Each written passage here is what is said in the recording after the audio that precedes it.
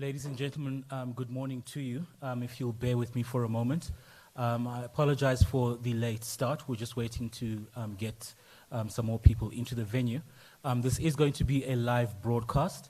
So because of that, I'm going to ask if you don't mind coming to the front just to fill the space here in the front of the auditorium just for the live recording. So please, if you don't mind, if you can make your way to the front, please.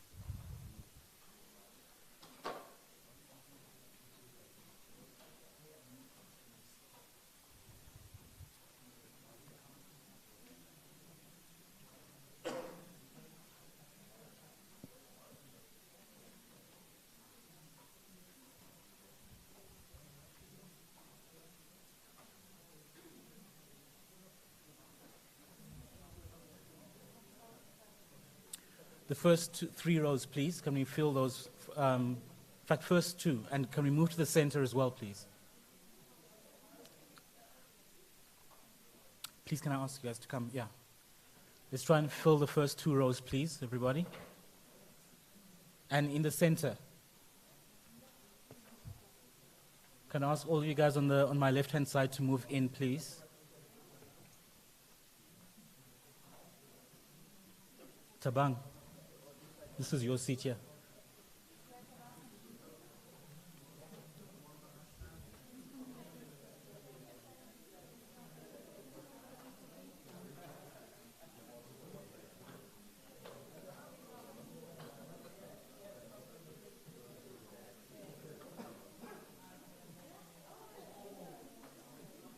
Thank you, Tabang.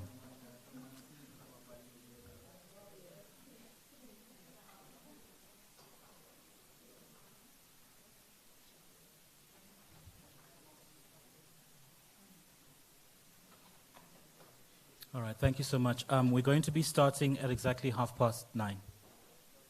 Yeah. Thank you.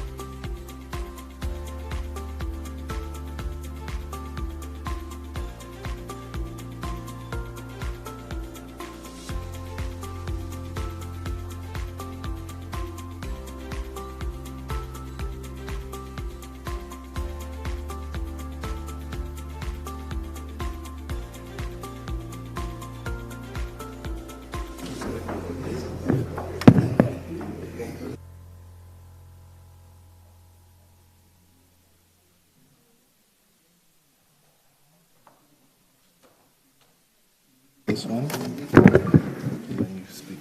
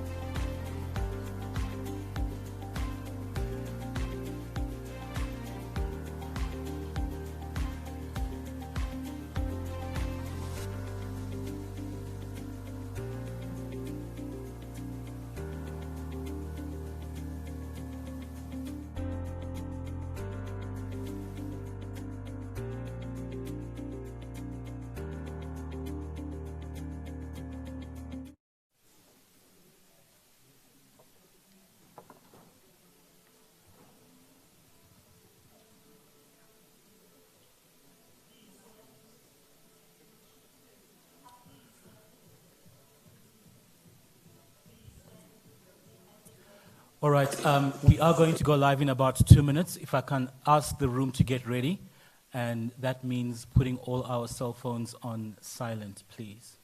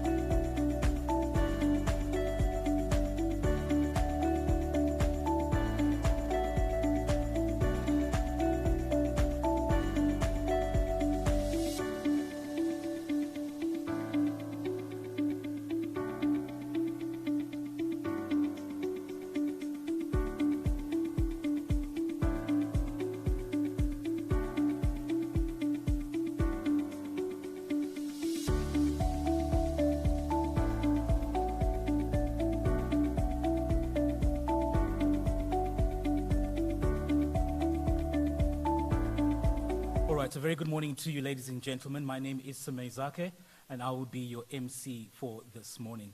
Welcome to this special live broadcast of the 18th IST-Africa Conference that is currently on the go at the CSIR International Convention Center. A special welcome also to our viewers who are watching us on Business Day TV, that is DSTV channel 412, as well as those who are joining us on the various online platforms. Hosted by the Department of Science and Innovation, the three-day conference brought together senior representatives from leading public, private, education, and research organizations to discuss ICT policy, showcase research results, and share knowledge. This year, the conference focused on the increasing importance of digital technologies in public service, work, and citizens' daily lives post-COVID, assessing how digital solutions can boost economies, enable infrastructure development, support SME development, and underpin youth development, as well as health service delivery, among others. The conversations over the past 2 days centered around the theme, Transforming Lives Through Digital Innovation. Now, senior representatives from leading public, private education, and research organizations have been engaging in a number of important conversations focusing on e-health, next-generation computing, cybersecurity, artificial intelligence, and blockchain, to mention but a few. I'm sure you can all attest to how the COVID-19 pandemic has fast-tracked the digital age, whether you were a learner, an employee, or an old-age pensioner. The COVID-19 environment forced us to embrace digital technologies at a very rapid rate. The post-COVID environment has not changed that. Many sectors continue to work in remote environments, relying on technology. Commerce and many public services have also embraced the new technology. The rapid pace of technology has demanded that all nations embrace the change. South Africa and the continent is no different. Sessions at this conference will tackle topics like blockchain for the public service and industry, the adoption of digital payments by spaza shops, for example, and mobile payments for digital finance in rural areas are among others. This morning, the conversation will focus on ICT-enabled entrepreneurship. It is a fact that the majority of jobs on the continent will be driven by entrepreneurs, making it critical for them to embrace technologically driven environments. Chairing the session this morning is Obakeng Khatsweyo from the South African affiliate C4IR Center, South Africa, based at the CSIR. I'm going to hand over now to Obakeng to drive this morning's panel discussion. Thank you.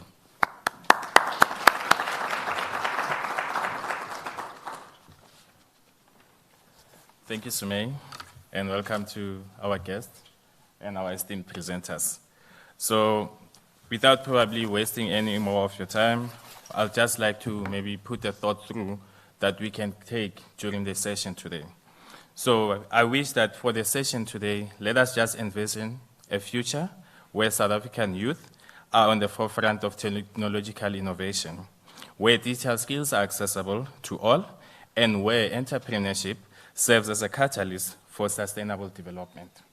So when we engage with our presenters today and their presentation, let's have that kind of innovation and thinking behind so that we can then take this out of the sessions today and it be something that we take back to our own communities and try to impact the change we want to see.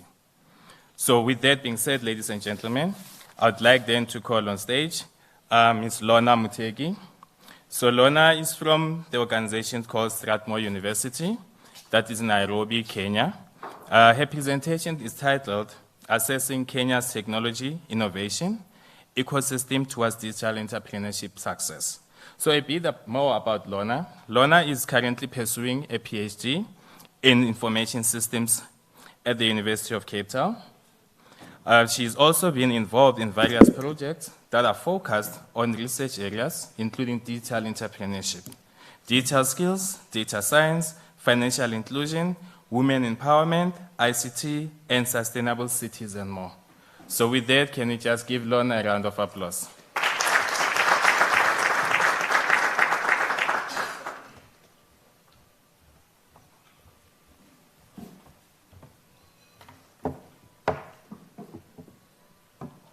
I'm recording this.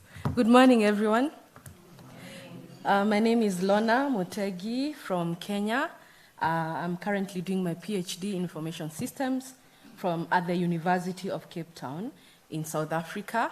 I've been here a lot in South Africa. I feel like South Africa is calling me. You guys should give me a name by now because I come here a lot. So I'll be presenting about this paper is basically a small section of my thesis. So I thought that it was important for me to assess Kenya's digital innovation ecosystem.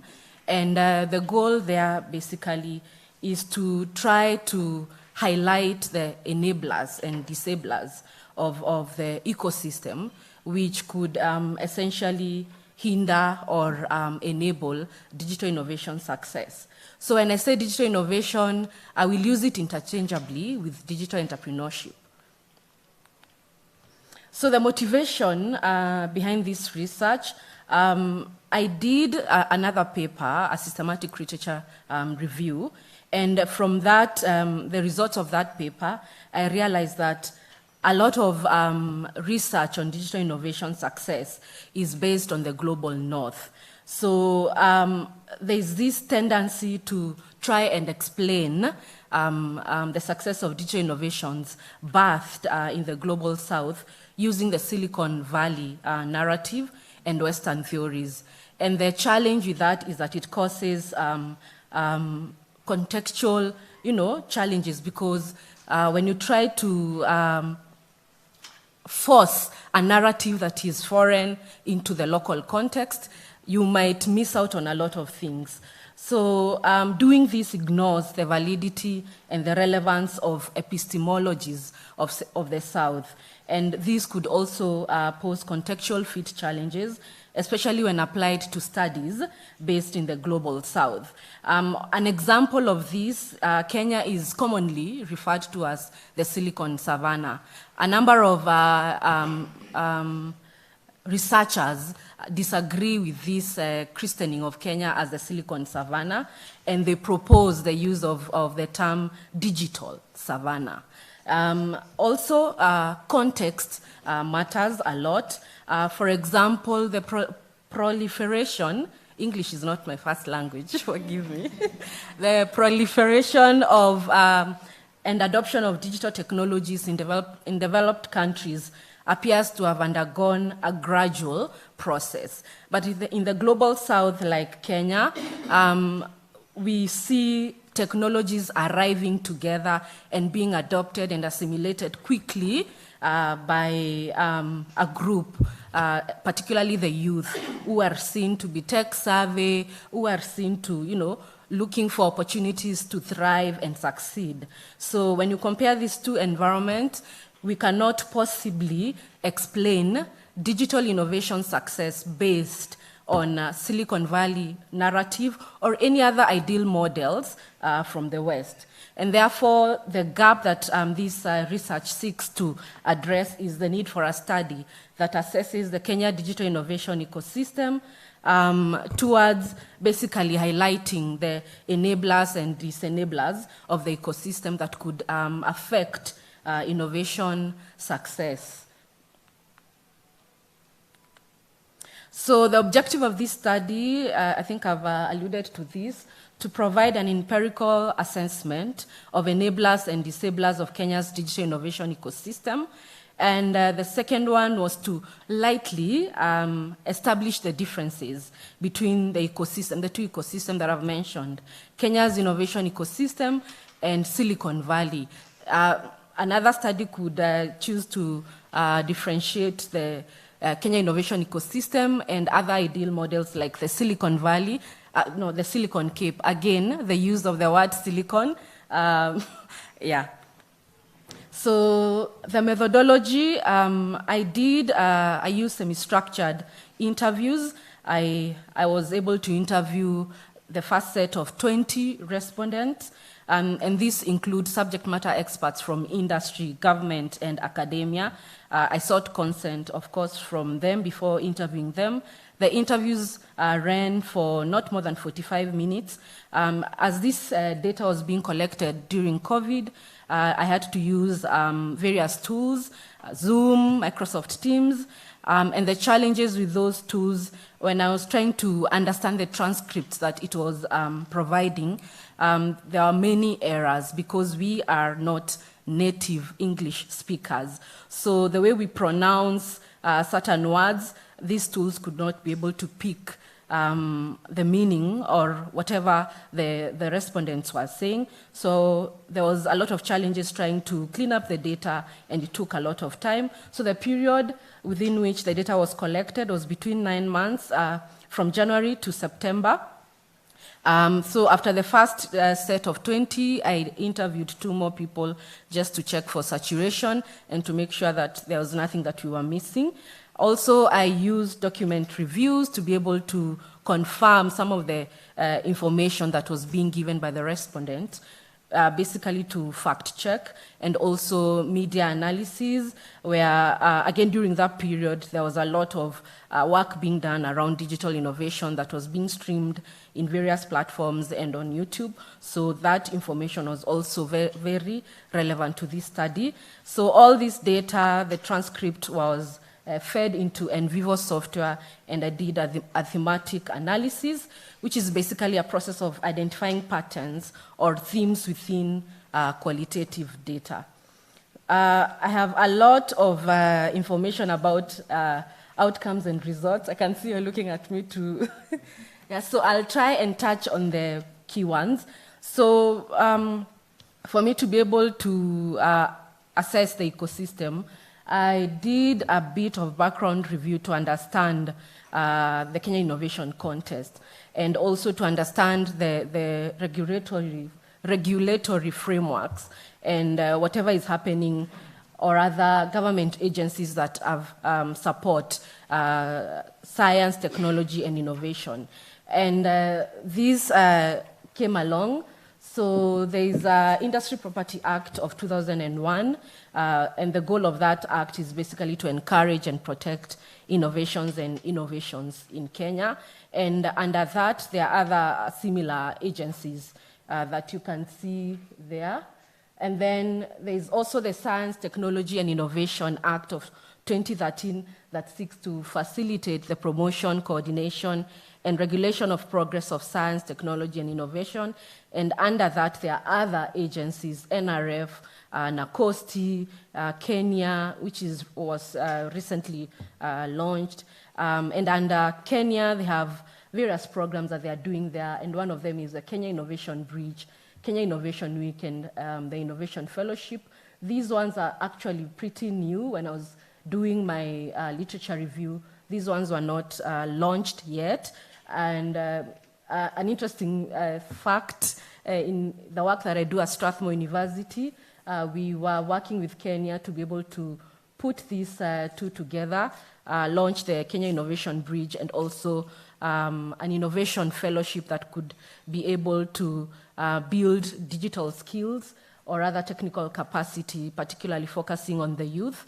There's also, Kenya was among the first two people in Africa to be able to sign the African Continental Free Trade Area, which is very key in supporting digital innovation success, particularly giving access to other markets. There's also STI policy of 2020, the Kenya Vision 2030, which is commonly known, and this vision is mostly appreciates the role of STI as the core in building a knowledge-based economy. Then there's also the Kenya Digital Economy Blueprint. And when you talk about education, the free primary education, there are many challenges there, but also I think it has managed to achieve something in giving access to education to people who would have otherwise been left behind, though there are many challenges that I would not want to focus on in this presentation. So the outcomes and the results of the interviews that I did. So I did this background to confirm whatever people were mentioning in this result during the interviews. So this output is from document reviews and media analysis. So this is the feedback that I got from the participants or the respondents. So how they view the Kenyan innovation ecosystem, they characterize it as being comprised of the youth, which the youth form over 75% of the population. And this group of people are referred to as the cheetah generation. This term was used by one of the respondents, but also it is a term that is common, again, in the Silicon Valley, and this is basically young people who are seen as vibrant, well-educated, tech-savvy, and with international exposure. Then also, the ecosystem is said to have been pioneered by the rise of innovation hubs and university technology incubation centers, such as at IST-Africa, which is part of the organization that I work for. And also, early innovation activities were said to be driven by telecommunication companies, such as Safaricom. They ran a number of boot camps and coding boot camps and hackathons that gave young people an opportunity to learn and also to develop and collaborate and develop initial digital innovation solutions that we were seeing in the country. And because of that, Safaricom is known for M-Pesa. So most of the hackathons that they were supporting, there was a lot of development of fintech solutions. And even right now in Kenya, the focus is mostly on fintech and agri-tech. Also connectivity and internet. Kenya prides itself again for having the largest undersea fiber optic cable. I think right now we have like 6, but then again, access to certain areas, particularly rural areas, is also a major challenge because these ones are concentrated in urban areas, particularly Nairobi. Academia, there's activity also going on there, and they're seen as the pipeline of human resource.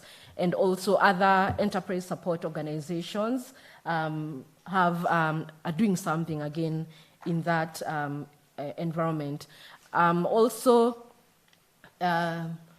So I've combined the enablers and disablers in my results because you realize if something is missing, then it is a disabler. If it is present, then it is an enabler. So all of them are mixed up in my presentation. So the Kenyan innovation ecosystem also was reported to be grant-driven or NGO-driven ecosystem. And some of the respondents view this as a negative thing because that diverts the focus of the innovation from addressing the local issues and local challenges. And the focus is now on the grant, getting the money. Again, because of the profile of the digital innovator, this is a young person with other social issues and social challenges and other demands. They need money to not only develop a solution to a local challenge, but also take care of themselves, take care of family, etc. There's also a mention of Kenya having foreign influence, and also the innovators are said to have international be international minded, and some viewed this as also not positive but also negative. The positive aspect, when you're approaching investors, it was reported that you needed to speak the foreign language or the language of the investor, the language that they understand. And one of the disadvantages of that was that the focus would now be on what the investor, the foreign investor, wants you to say more than what the local people want solutions for. And also the advantage of that is that the exposure makes you, again, attract this foreign investment. Then government agencies, all these agencies that are mentioned here, there is a lot of duplication of effort, and there was a couple of the respondents mentioned that all these agencies work in silo, and this has a negative impact or a negative implication on digital innovation success. Modern day brain drain also, it was mentioned that the unicorns of digital innovation in Kenya are domiciled in other economies or in other parts of the world, particularly Delaware, and maybe whatever the reasons behind that, as reported again by the respondents, is that the environment in Delaware is more conducive and more familiar to these foreign investors, and also more conducive for business, particularly because of the taxes and the laws, especially when you have issues around that affect tech startups. Then technology startup funding was also reported to be very difficult, and I could quote this person who said, financing is a very difficult thing to come across in Kenya, many social, and then there was also a mention that there's many social enterprises, moving from aid to trade, those are also another challenge. And also majority of the tech startups in Kenya are at early stage, and early stage funding remains a major challenge. Also local funding from local people is also a major challenge because they do not understand the startup, the tech startup or the digital innovation ecosystem and the model. So the business model of the tech startup is not very clear to these investors. Then policy and regulation, I think I mentioned a couple of things, but one key thing that was said to be hindering success is uninformed and debilitating policies and regulation. For example, the startup bill, again, respondents noted that the government does not understand what a startup is, and even many initiatives geared towards supporting startups or MSMEs that use leverage on digital technology, they do not understand the model and how these startups need to be supported. Also, there was a bill, ICT practitioner bill. Yes. So well, one of the other objectives was to compare the Silicon Valley and Kenya innovation ecosystem, and we could use these parameters basically. And of course, Silicon Valley, of course, checks off on all this, and the Kenya innovation ecosystem touches briefly on that. So a recommendation for this study for you to comprehensively, again, compare these two ecosystems, then you'd need to do a longitudinal research study. Then, yeah, I think that's it from me. I'll take questions. You could also send me an email to misslmotegi@gmail.com with more questions. Thank you. Thank you, Lona. I can see a whole lot of passion, and I see that we're doing injustice to you with the time allocation. But I think the most important thing is that you've laid the foundation and you've opened up room for us to can engage. So with that, we're going to ask the audience that maybe we take questions. We can note them all down. So we allow all the presenters who can go through the presentation, then have an opportunity to engage them all fairly once they're done. I think we're all happy with that. So thank you very much, Lona. And now that we've had the academic side of things, we want to also give you the view from the industry. There's always sometimes a belief that sometimes academia doesn't necessarily speak to what industry does, but we've tried to do a balance of both so that what academia says in terms of papers, research, and all those, and the experience to say what does industry.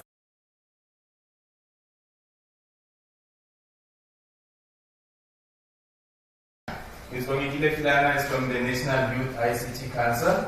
Her presentation is titled Accelerating Digital Transformation through Tech Entrepreneurship and Building Sustainable Ecosystems. So just about Bongekile. Bongekile is a civil tech activist who is passionate about rural and youth development. For the past 3 years, she's been working on sustainability and innovation space and driving digital skills initiatives within organizations like UNESCO and Youth Economic Alliance.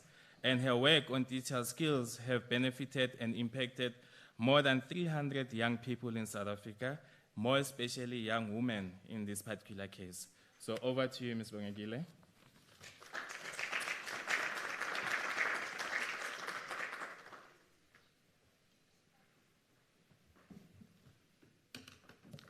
Thank you so much.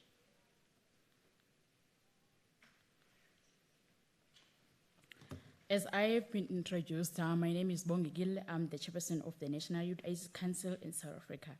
It's actually a privilege and honor to be here speaking in a youth month where we celebrate young people, where we celebrate the braveness of young people.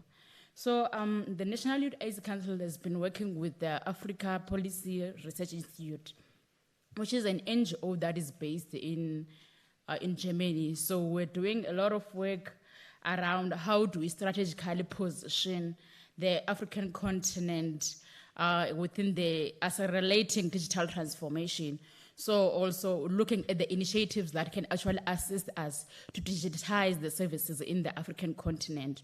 So the work that we have done is basically to try and get evidence-based work to see what are the challenges that are impeding the digital transformation in the African continent.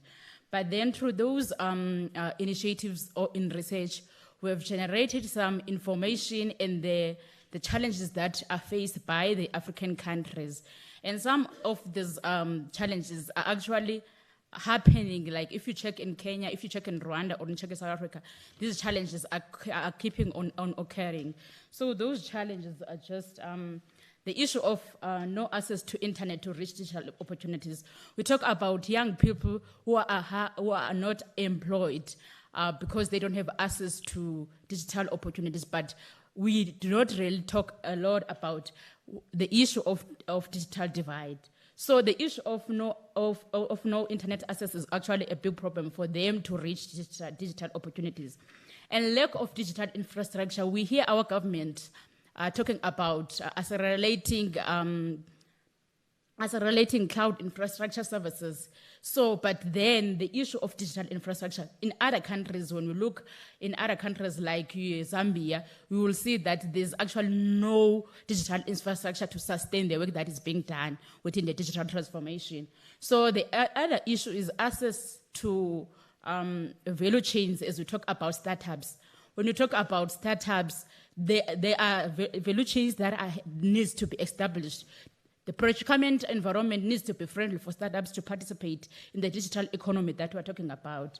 No access to venture capital, and this is actually what Lona is also raised. So the lack of entrepreneurial skills, because that's what I want us to focus on today, the lack of entrepreneurship skills. We know in South Africa there's National Skills Fund, but they are not focusing on entrepreneurship. So how do we make sure that we massify digital skills? So today I just want us to talk about how do we make sure that young South Africans are actually positioned at the center of industrialization that we're talking about, at the center of access internet initiatives as ISP. We know that South Africa has SA Connect project where SMMEs have to do internet service providing. So we need to position young people at that project, because you cannot talk about industrialization, but you don't put them at the center of development. So we also said that young people need to be positioned at the center of digitizing services. We know that South Africa now is moving from doing things with a normal way, like handing over a CV, but there are portals and tech apps and also e-commerce platforms that have been created to digitize services within the country. So we need to put young people at the center of the development if we want them to participate. So I want us also to talk about massifying digital skills and with a focus of digital entrepreneurship, and also taking this thing of digital entrepreneurship as an opportunity to make sure that young people participate in the economy of their country. We always talk about youth economic participation, but if they don't have the necessary skills, how are they going to participate in a digital economy that we're talking about? So the work that we have done also, it was just to check the environment, the regulatory framework. Is the government doing enough to make sure that young people are actually participating in the entire value chain that we're talking about? And when in the few weeks, I think it was in Zimbabwe, when there was a Smart Africa Conference, and His Excellency, the Secretary General of the Africa Free Trade Area, asked people if what is the work that is being done within the digital innovation. And he said that while startups in the African continent are emerging with their innovative ideas, but what is lacking within the continent is local, national, and regional ecosystem to sustain those innovation solutions. And what is lacking in the African continent is also an environment that is conducive for these innovative solutions to be scaled up. And also what is lacking in the African continent is the fund to make sure that we scale up and also we diffuse the innovation ecosystem within the African continent. So I'm just going to also remind everyone that the future of this African continent lies in its inability to develop and nurture the innovation ecosystems. Because we can talk about startups, we can talk about innovative solutions, but if there's no ecosystem that is going to sustain them, then that's going to be a challenge. And also in South Africa, the issue that in the work that we have done within the research, we find that in South Africa, in the context of South Africa, National Skills Fund must fund digital entrepreneurship initiatives. What we have discovered is that everyone is doing entrepreneurship, is doing digital skills initiatives, but there's no coordinated effort. You don't see what is the focus. For example, even in South Africa, if you look at our digital ecosystem, the growing market is on fintech, but the focus on digital skills doesn't speak about how to make sure that we utilize the tech apps that are being developed by young people, the systems that they are doing, the e-commerce platforms that they are creating, the portals that they are creating. So how do we make sure that we take advantage of those innovations? Because we have a lot of fintech solutions in South Africa, but no one is raising their hand to adopt the solutions. So what we are saying is that it must be a government that is going to say, we are going to adopt this e-commerce platform to bring services to the citizens. It must be also a private sector that is saying, we are going to support this e-commerce platform, because there are a lot of solutions within the fintech space, but no one is there to adopt and use. And we live in a world where technology is changing everything. All the sectors are being critically disturbed by the transformation that is happening. So if you look at from the fishing and to the forest and manufacturing and financial services, all the sectors are being interrupted or disturbed by the digital transformation that is happening. And jobs are being lost if you don't have the necessary digital skills. Hence, we are saying that there must be massifying of digital skills. We have, fortunately, in South Africa, a national skills fund. And also, we said that we should create a culture of entrepreneurship and strengthen IP ownership. As I was talking about fintech solutions, those fintech solutions are not even registered. So young people, they don't have the copyright. And also, we must position digital hubs at the center of improving local production. We talk about technology localization. So if you talk about technology localization, you want devices, modern devices, to be developed in the country, within the country, and be used and adopted within the African continent. So you need then to make sure that you improve the local production capacity as we talk about localization of technology. Also, the companies that are offering the startups investment fund or the venture capital, they need to be incentivized by the government. And also, we talk about South Africa expanding localization support fund. We know that the IC has a localization fund, but that fund, there are also regional frameworks that are impeding young people to access that. So if they don't have that information of assessing other markets, like taking advantage and leveraging on AFCTA opportunities, and also having funds to improve their products and also the competitiveness, we won't be able to do anything. And as the SG of the Africa Free Trade Continent said, that the future of this country lies in its ability to nurture and develop the innovations that we have. And African people are just generally creative, so we need to leverage on that. And the future of this continent lies on us young people. Thank you so much.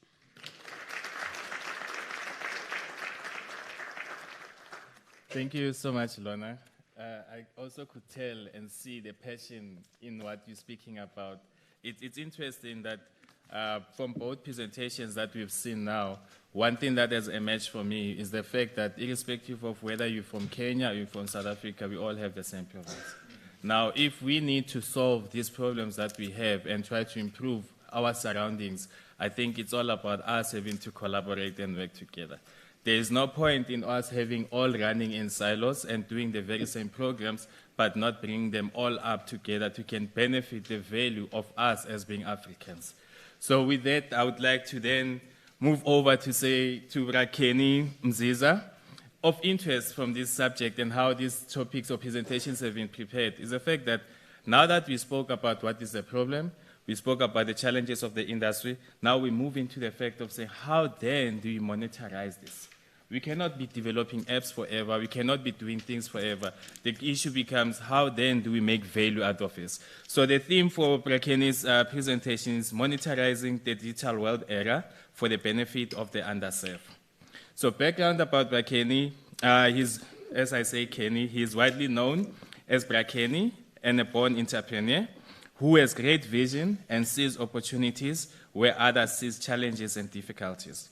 His career as a businessman spanned almost 21 years, and during the time he has built, run, sold several successful businesses, and always moves on to other becoming lucrative business opportunities. So over to you, Brakeni.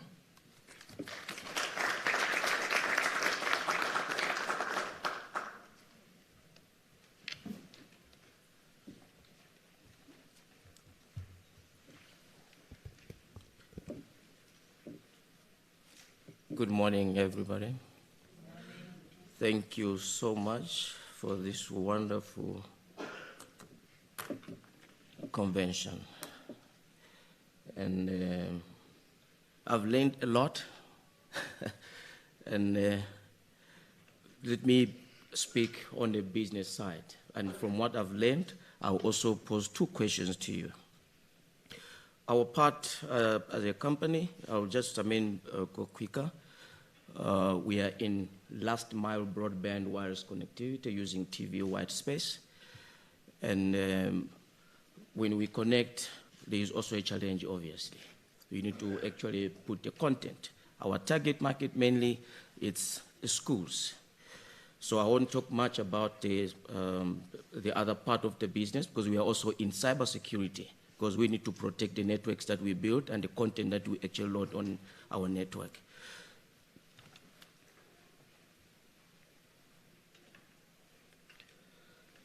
So,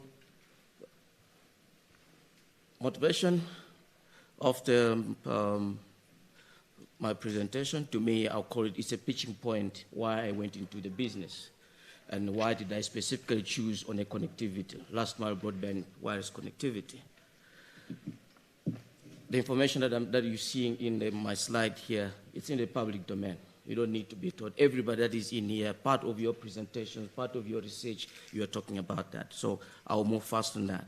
But this highlights the now and the future opportunities in ICT-enabled entrepreneurship.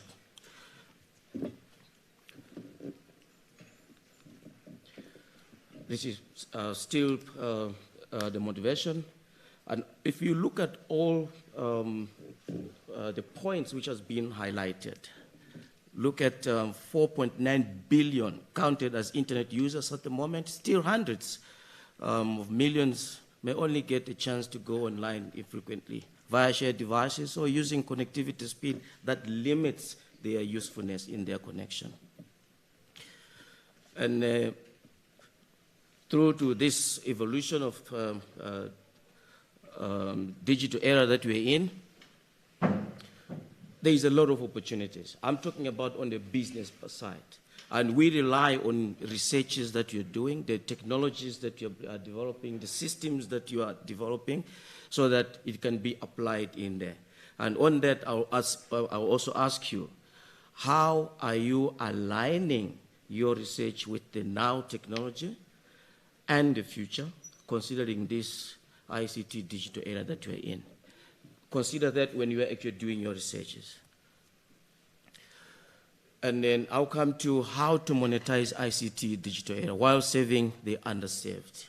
On our side, what actually motivated on our side, it's actually looking at what technologies are already been there.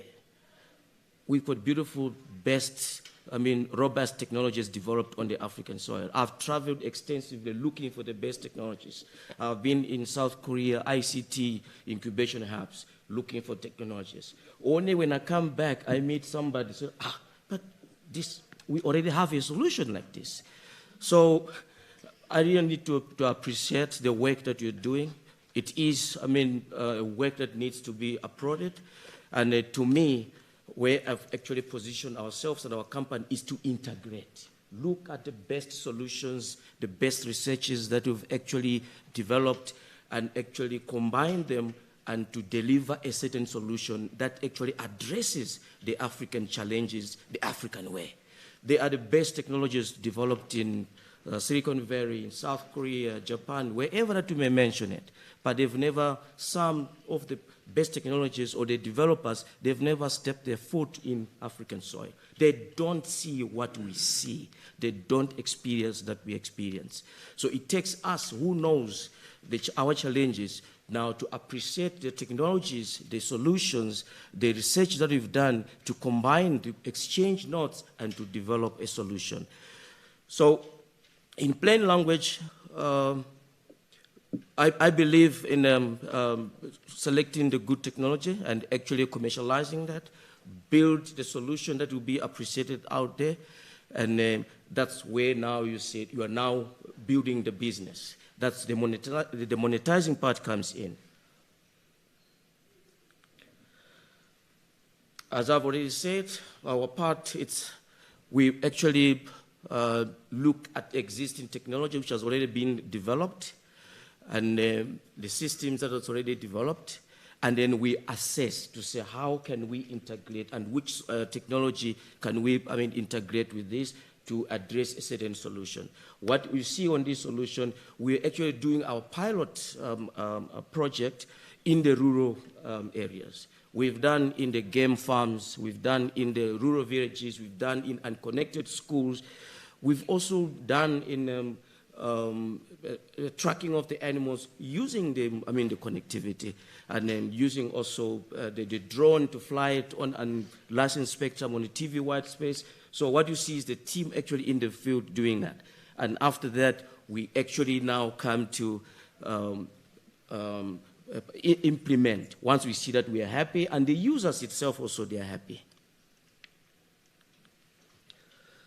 So the market approach, you've chosen your technologies, you've actually integrated them, you've created a solution that will address a certain problem, and then you now have to look at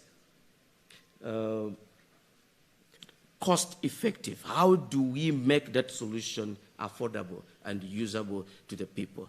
Now we are developing now the proper business, looking at what we've actually put in together.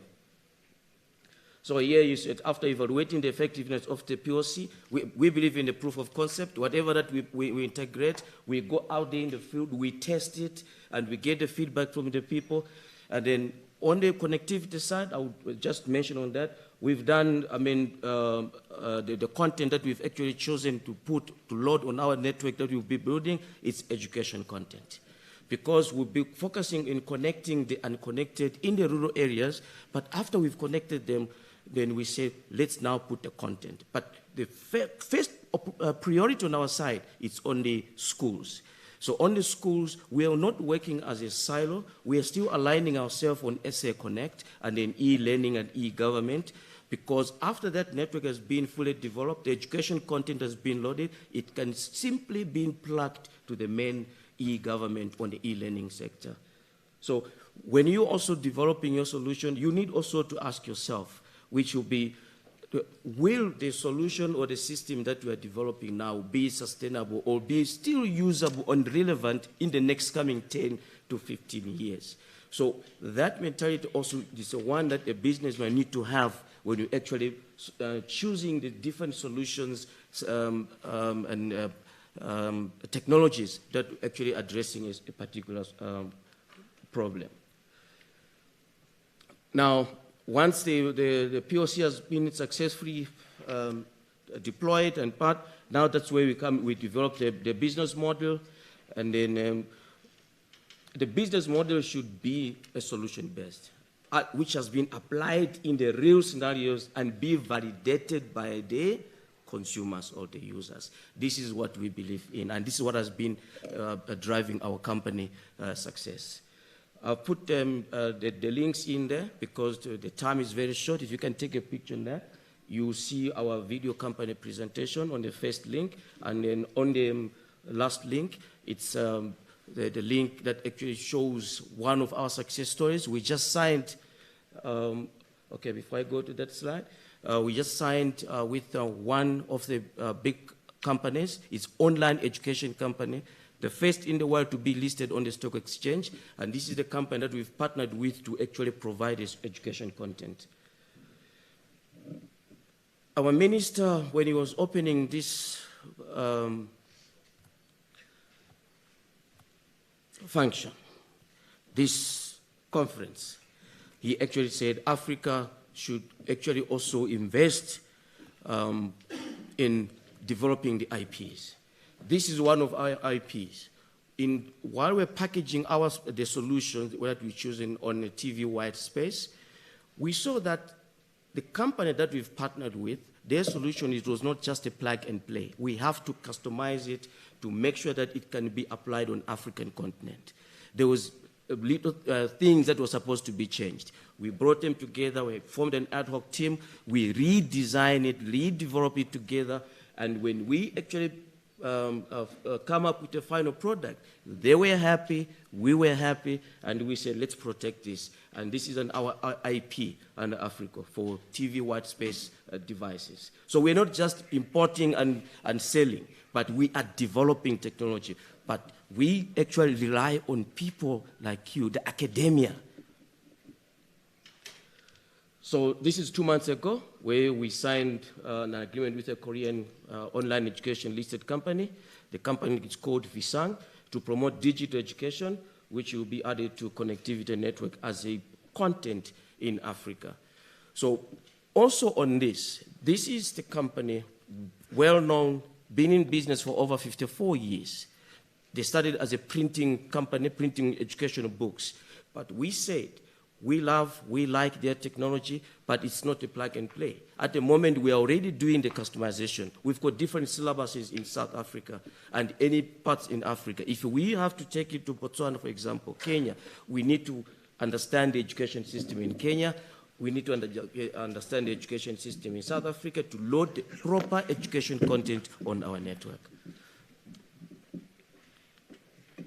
So, in conclusion, connectivity is an enabler for digital solutions, which ensures sustainable development. And you know, great uptake among young people bodes well for connectivity and development. The urban and rural gap, though less severe in developed countries, but it remains a major challenge for digital connectivity in the rest of the world. On average, 71% of the world population aged 15 to 24 is using the internet, compared with 57% of all other age groups across all regions globally, suggesting that local labor markets will become progressively more connected and technology savvy, and the younger generation enters the workforce. So whatever that we're doing, on the researches that we're doing, keep that in mind. It's a new, younger generation that is actually coming into the workforce. So I end there. That's my single presentation. Thank you, Mr. Mziza. I feel bad every time I have to come up here and be the one who's a bearer of bad news. I look at the audience and how you are all glued up to the presentation, and I feel I'm doing an injustice. However, maybe it's a call that I have to make to the organizers for the future conferences. Maybe we need more time. I think the topics that you choose are very interesting and key to the audience, that we need to give them enough time to can engage on them, and so we can learn, we can teach each other and impart the knowledge that we have. So I as much as I'm a bearer of bad news, I take note and I will pass the message. So with that, I'll then hand over to our last speaker, which it's nicer when you're listening to this presentation and how they gel. I still feel that Kenny's experience from industry and what Africa needs, it still talks back to what all other previous speakers have said, which we're still saying that we need African solutions for Africa. And there's not beating about the bush. We need to collaborate. We need all to come together to that. But there's always an issue of trust that comes into play. Do we trust the technology? Do we trust the governance of technology? So with that being said, I'd just like to call upon Ms. Nosipho Mobailwa, who's from the University of Pretoria, and her presentation is titled Building Trust-Based Dynamic IT Capabilities, the Case of State-Owned Enterprises in South Africa. Currently, Nosipho is a risk and compliance senior specialist at one of the public sectors in South Africa, and she's busy pursuing her PhD at the University of Pretoria. So over to you, Nosipho.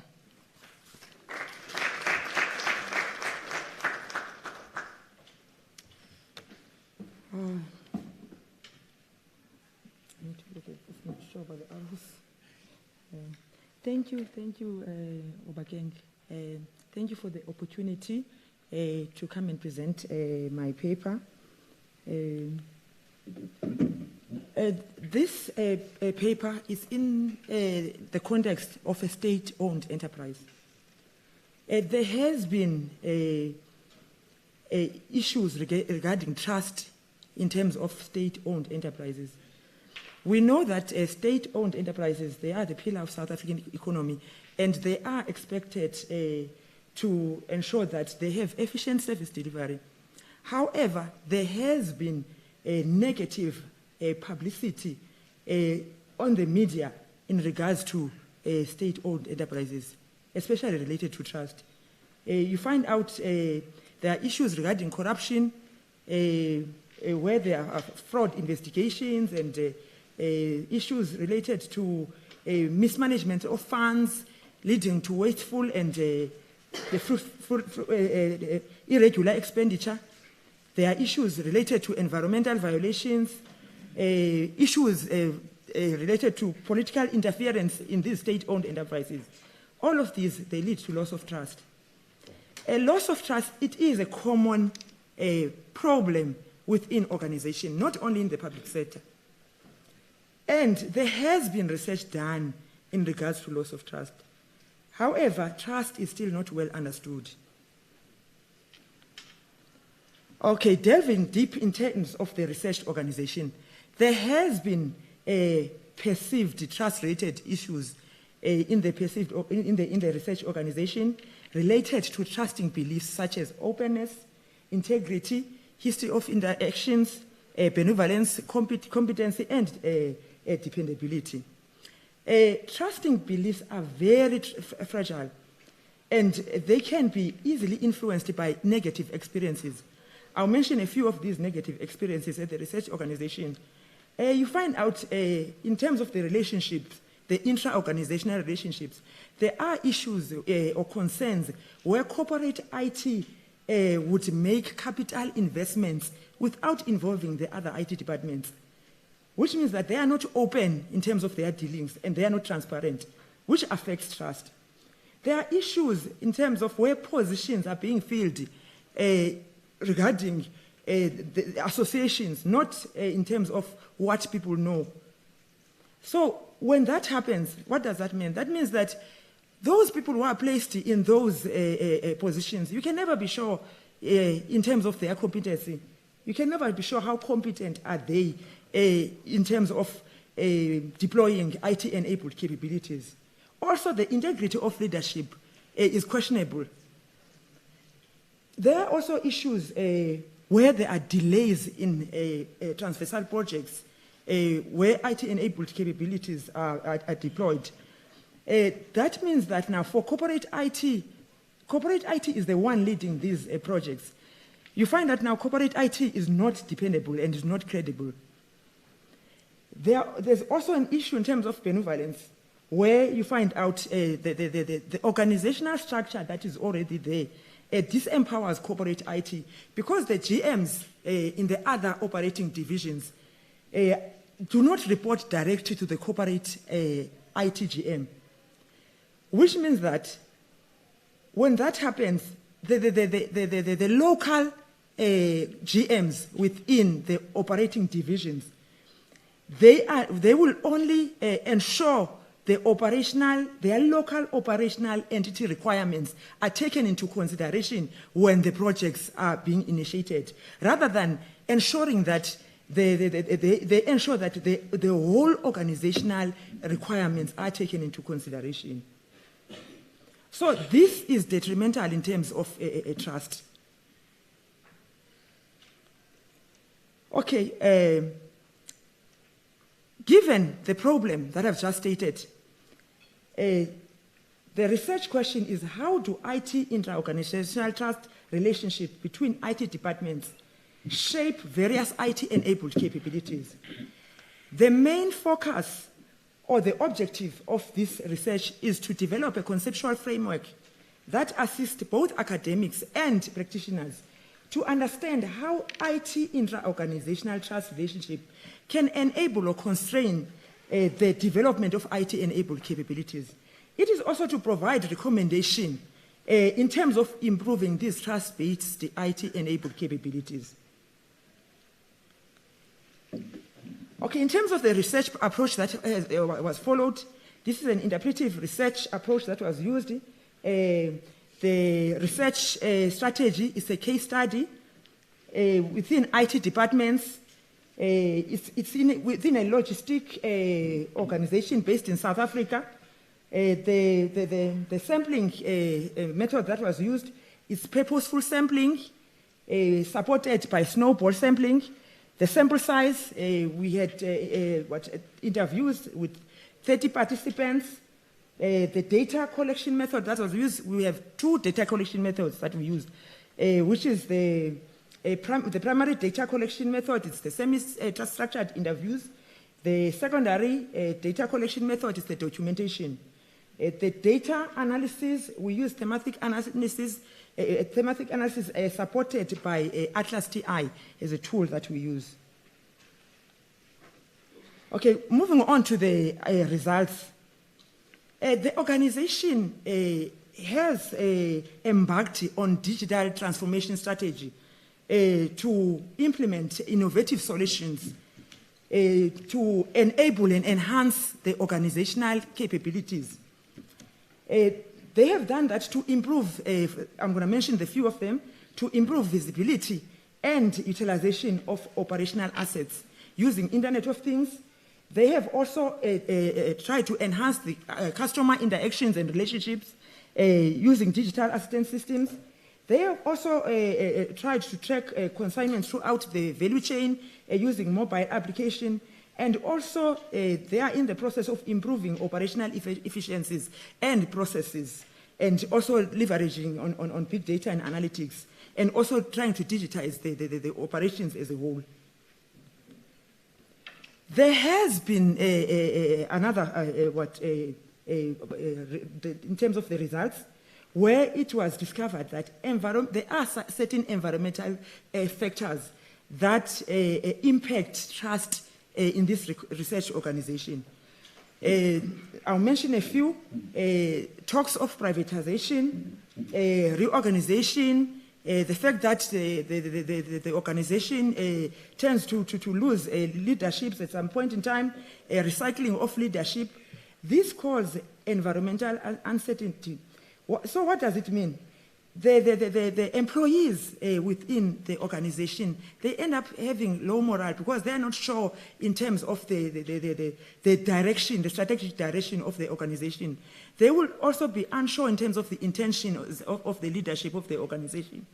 When that happens, you find out now there's destabilization and there's a disruption in the organization, and that leads to loss of trust. There has been some enablers and constraints that have been identified within this research organization. I won't mention all in respect of time.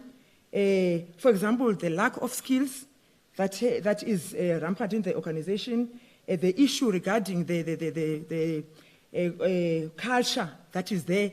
You find that the culture is not collaborative, it's competitive, where each operating division is competing with the other operating division rather than collaborating and cooperating as one ICT. There are issues in terms of synergy where the IT departments, they work in silos and they are fragmented. There are issues in terms of the IT infrastructure that is there, the obsolete technology that is there, the fact that systems are not integrated, and the environment tends to be inflexible and rigid, which will make it difficult to deploy IT-enabled capabilities. Okay, in terms of the findings, one of the findings is that organizational environmental uncertainty decreases the likelihood that IT-enabled capabilities can be deployed in this organization. The contribution is that trust-based IT-enabled conceptual framework. And lastly, there have been some recommendations that have been provided. I'll mention a few to ensure that there should be joint problem solving between the departments, the IT departments. The skills should be renewed within the organization. There should be some strategies to ensure that there is collaboration between departments. I think that's it for me. Thank you.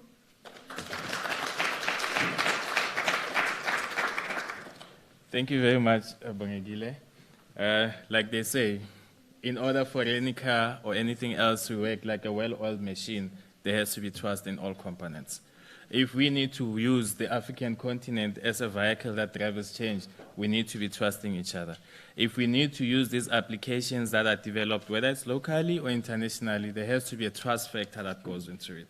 So I think it will be very unfair and an injustice of us to can only allow you to can sit here and listen to presentations without necessarily giving you time, even though we don't have much, to just have maybe a question or two.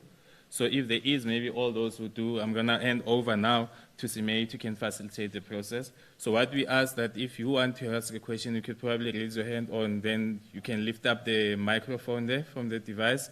And there's a green button that you can just click, so it will make you audible to that. So over to you, Simei.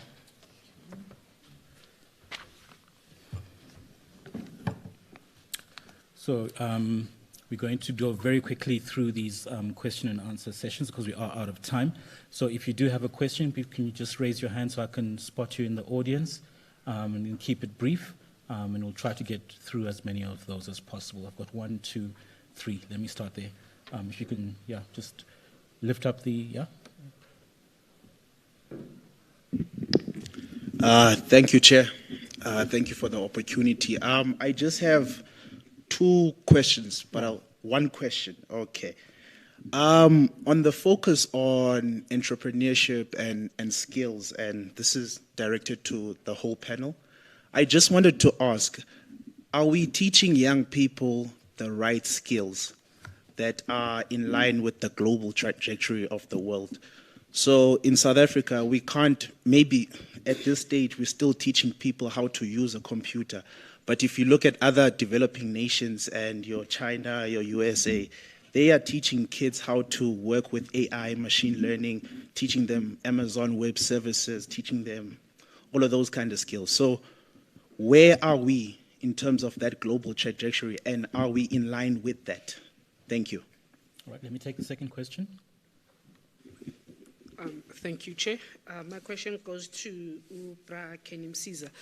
With the current pilot that you have in rural schools, are you planning to expand that project to the general community around those schools? Because I would assume that you've already set up the infrastructure, so it will be very feasible to extend that connectivity access, particularly speaking to Cecil's points to say, let's expand digital access as well as digital opportunities to the youth. Thank you. And the gentleman, just press the green button. All right, thank you. My question is directed to the first speaker. It's a very simple question. And I'm asking this question because the rest of the speakers have also alluded to the same challenge of competition, lack of trust, and lack of cooperation. So I just want to find out from the speaker her experience on the collaboration internally within her country, Kenya, and also that Africa has established a free trade. What has been your experience in terms of cooperation in the area of innovation within the context of Africa? All right.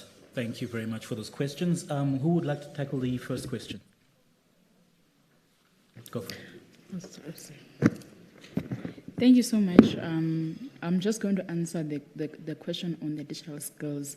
In South Africa, there's MICT, I think it's an entity within the Department of Science and Innovation.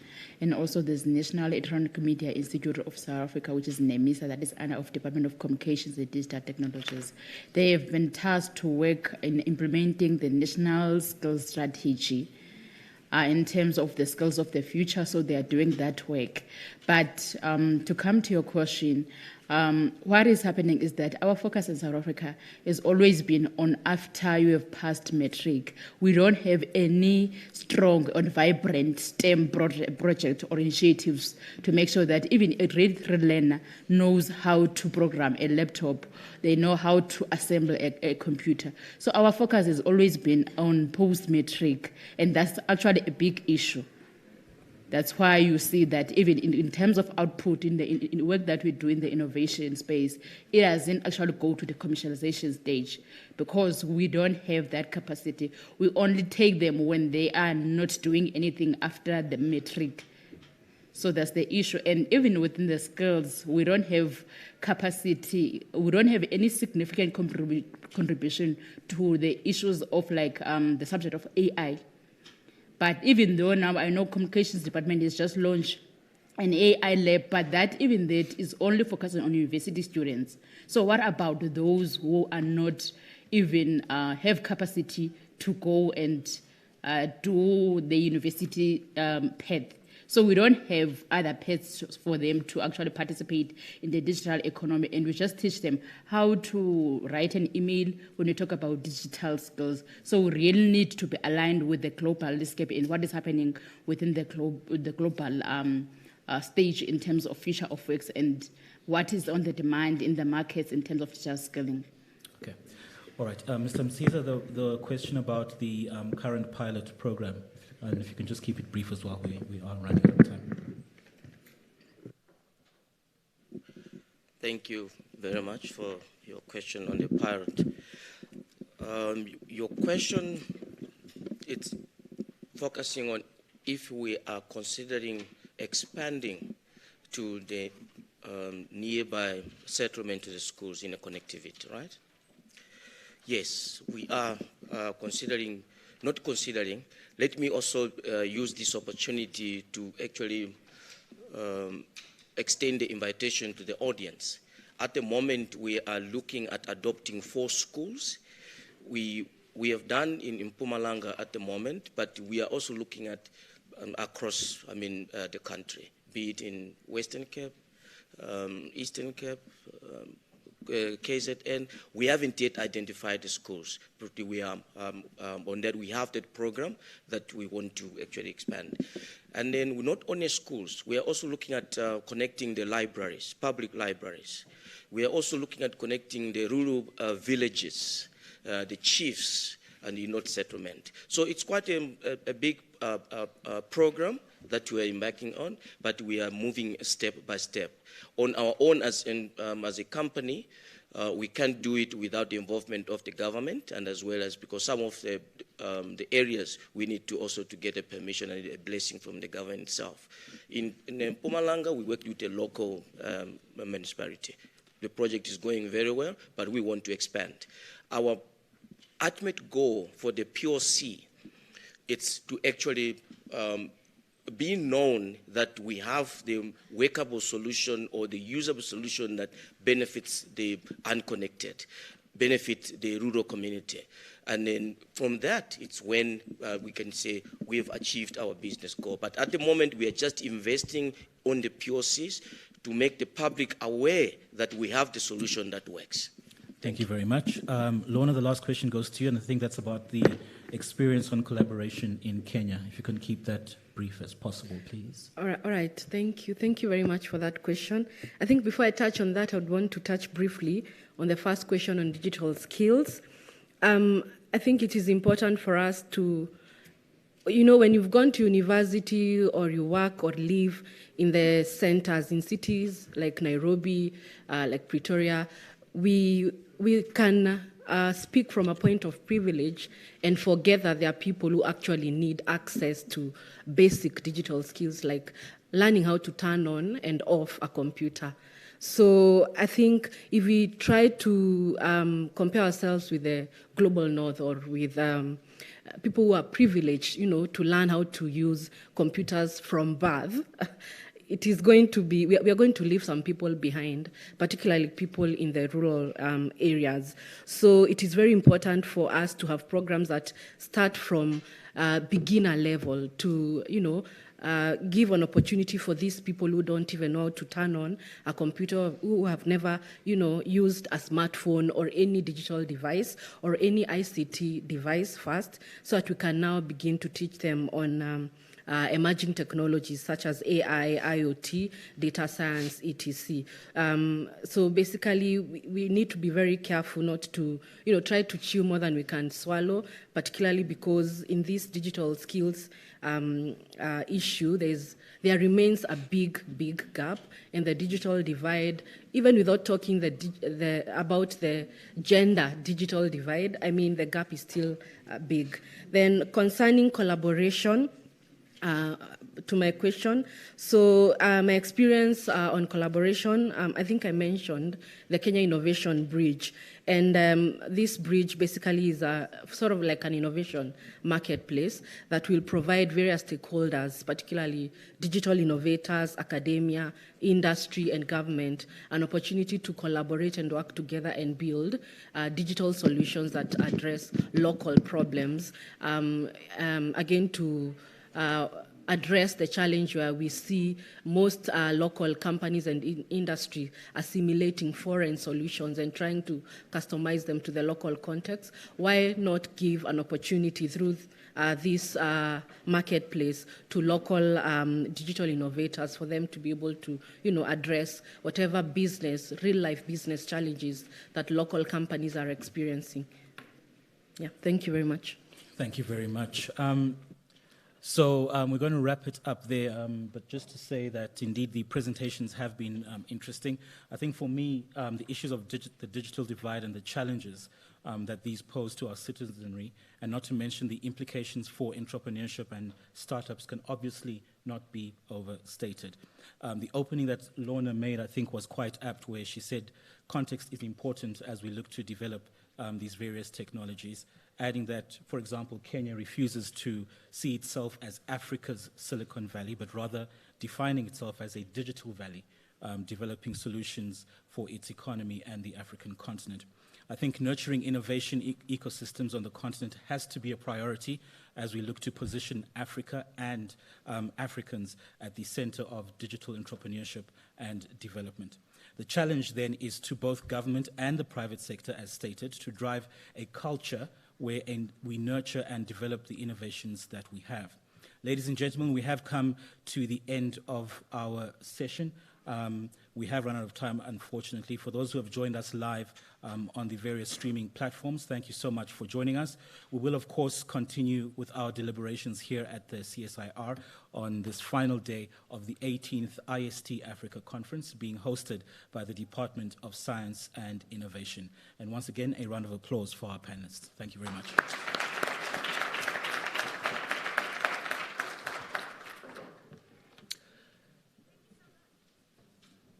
All right, now we're off air. Ladies and gentlemen, I've got to ask you, please, we need to get this venue prepped for the next session at 11. So if you are going to be leaving, if you can make your way out quickly. Thank you very much.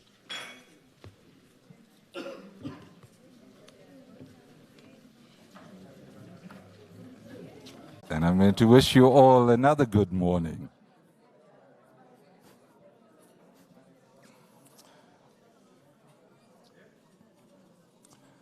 So, good people, it's really wonderful to hear the chatter as well. It gives us a sense that ideas are percolating and they are being communicated, which is so important to all of us. Yeah? But if you don't mind, can I encourage you to maybe quieten down a little bit so that we can get this session going as well? Yeah? So thanks very much for coming into the venue. I again state good morning. Good colleagues, welcome to this closing plenary session of the 18th IST-Africa Conference, co-hosted by the Department of Science and Technology of the Republic of South Africa and the African Union Commission. As we draw to a close, I sincerely hope that the 25 substantive scientific sessions and the parallel activities and the networking opportunities have been utilized to their full over the last few days. I hope that these organizing tools, the spaces that they've created, have served to help us fulfill the main objectives of this series of events. As I mentioned, it is the 18th, so we've had 17 up to now. But the main objectives, just to remind you, the four main objectives of IST-Africa. 1, support the development of the information society and knowledge economy on our continent, Africa. 2, promote international research, innovation, and policy, cooperation and coordination.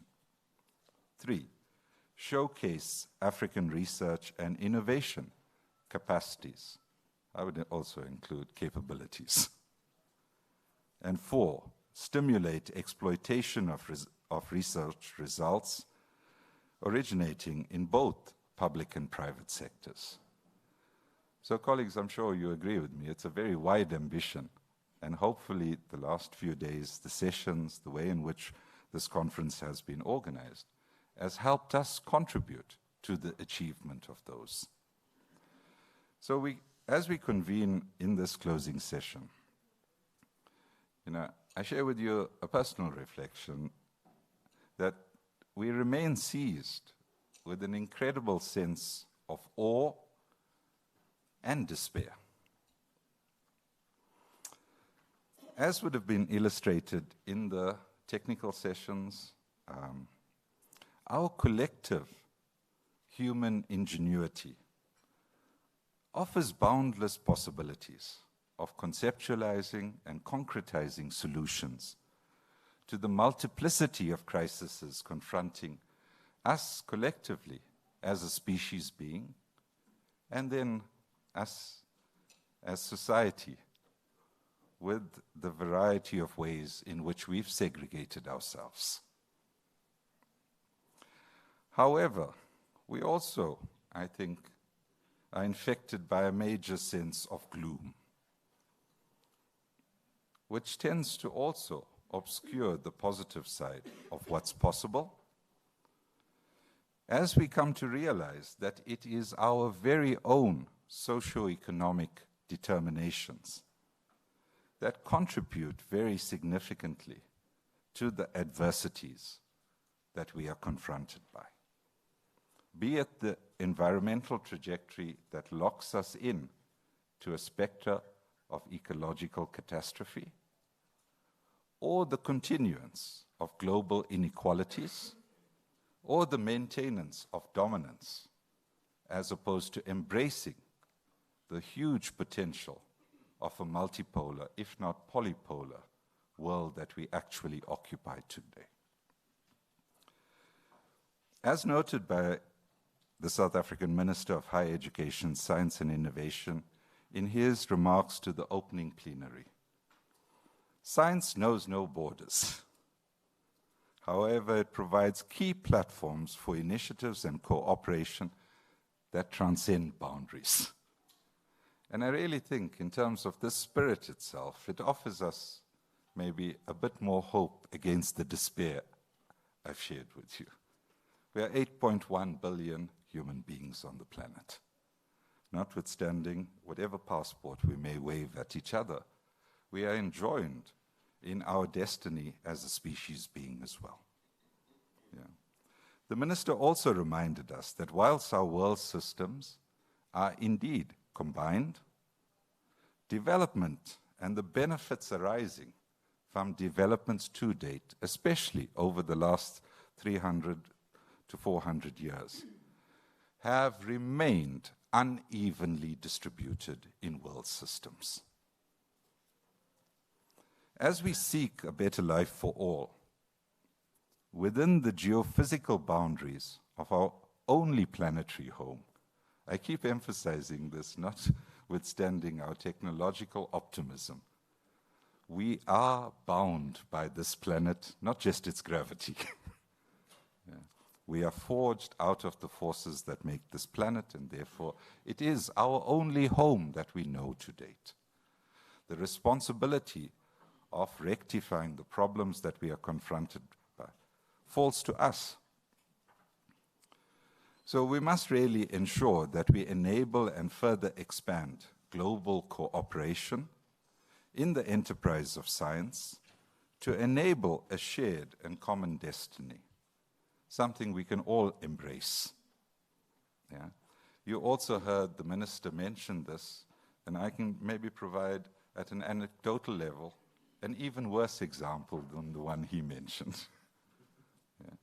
And that is those that thought they were safe from an attack on our species by a virus. And that was the specter that we lived through of global vaccine apartheid. Yeah. You can't have some being safe where the rest are not. And I really hope when people talk post-COVID-19, it's important also as a community in science and technology. It's not a post-COVID-19 in a generic sense. It's only that the World Health Organization last month indicated that the global pandemic has ended. COVID-19 still exists, remains a threat. And we also must be wary of forthcoming threats, similarly structured, but are we more resilient today? Yeah.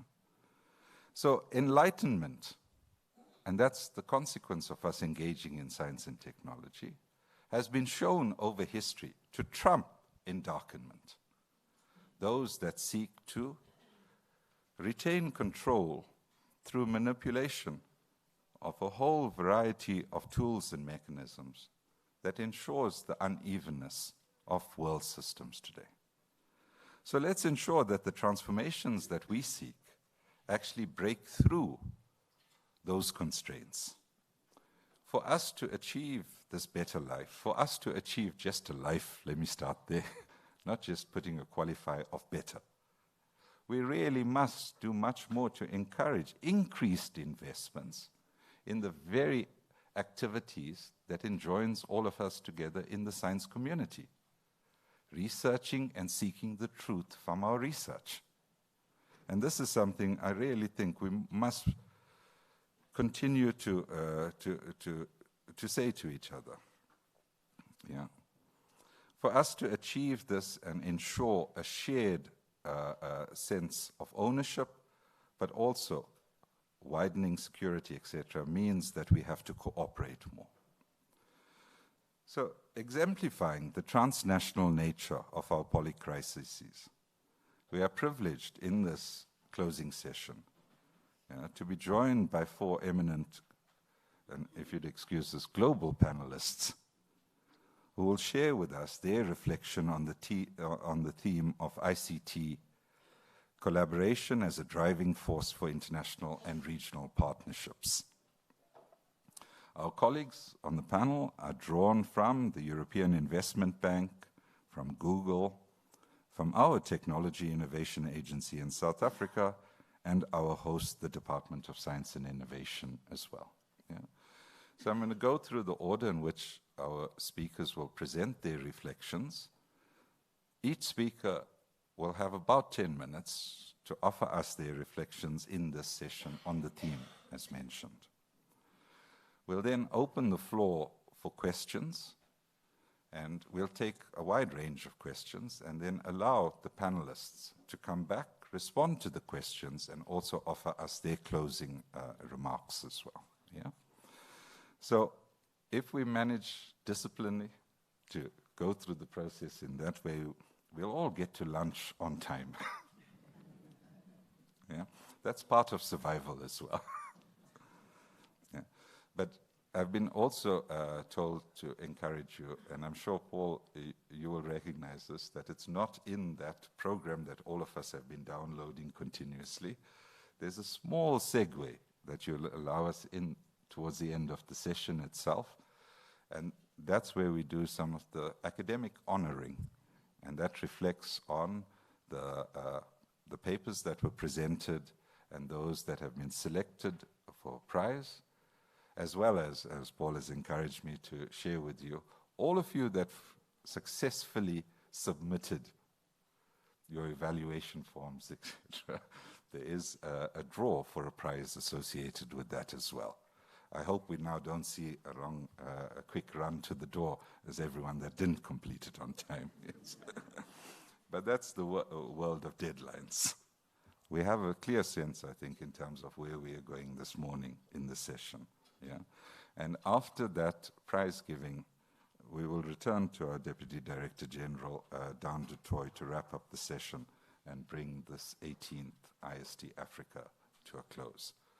So thanks very much for your attention. I'm going to call to the stage, to the platform now, Nadej Hopman, the Deputy Head, Regional Representative of the Southern Africa and Indian Ocean, I assume, section of the European Investment Bank in South Africa. Nadesh.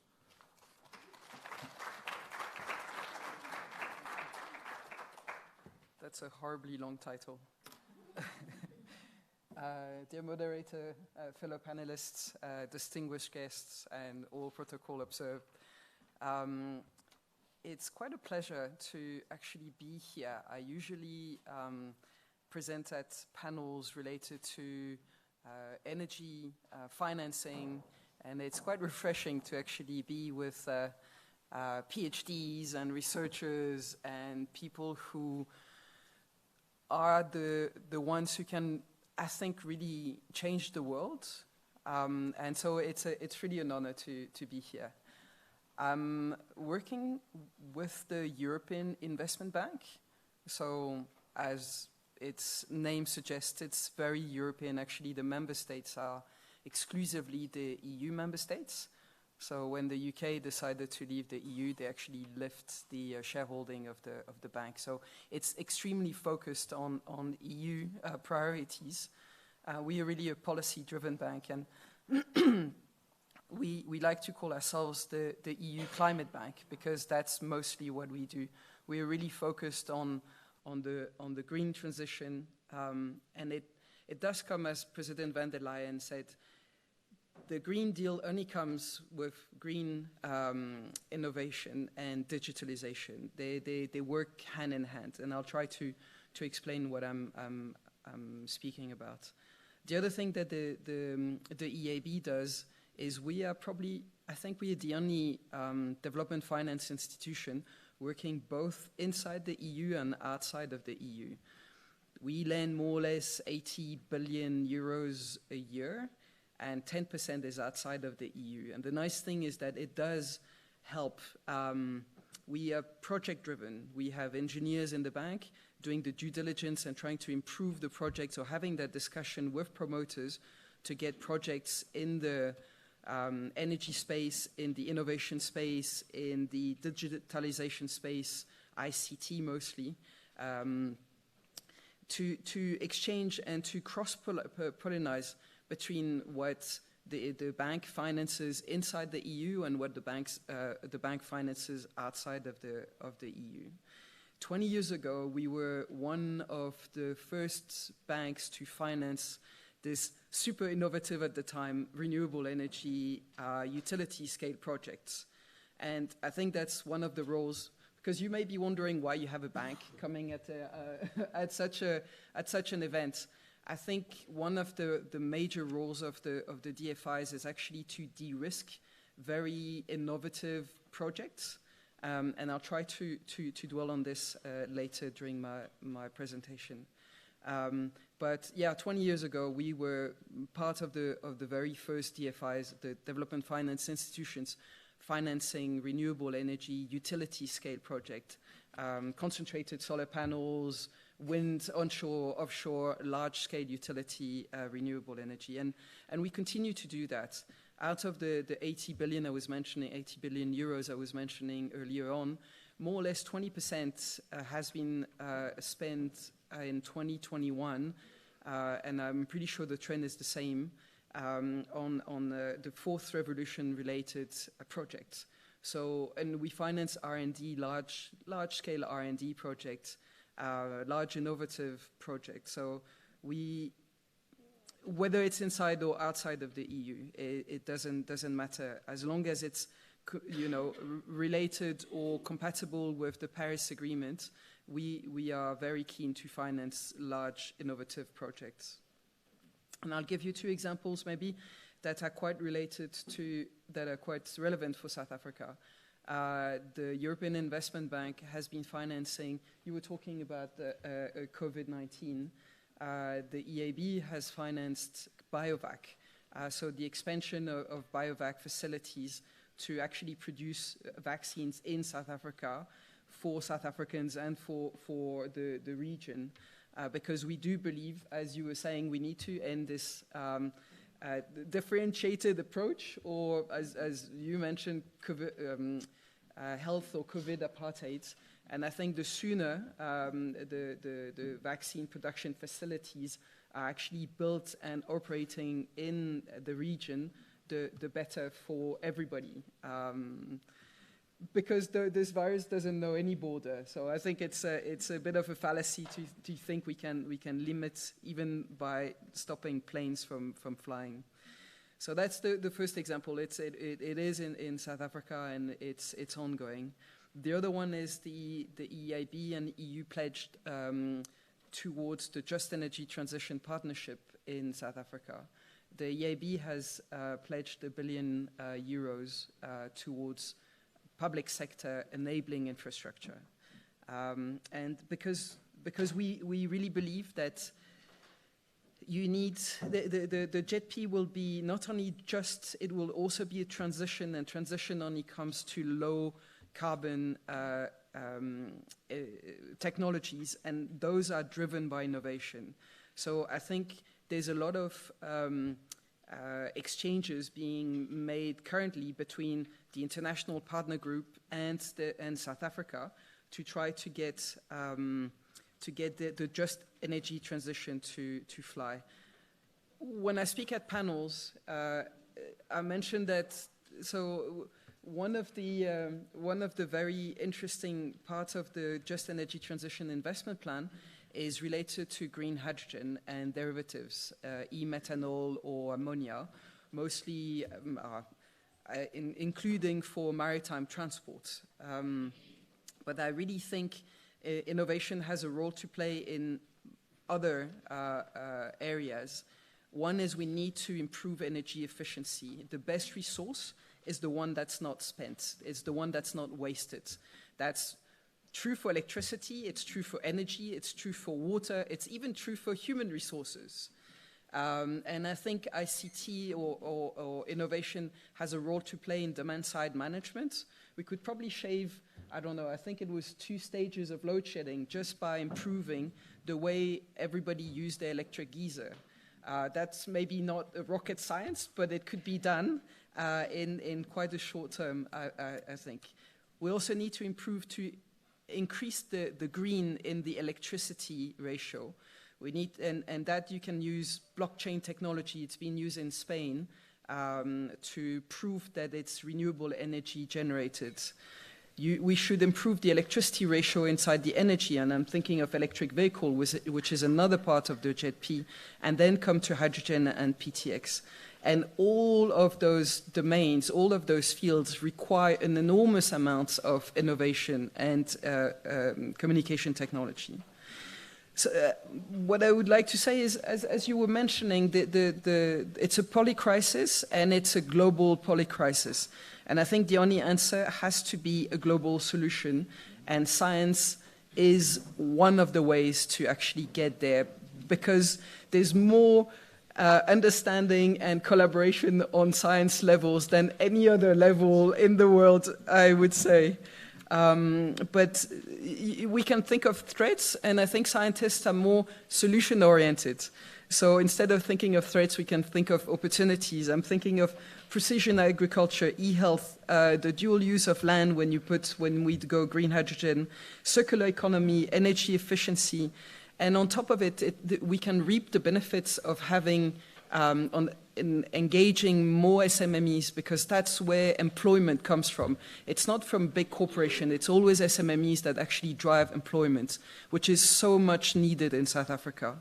So I'm really interested in the panel in getting your question and engaging with you on questions that you may have. Thank you very much for your time.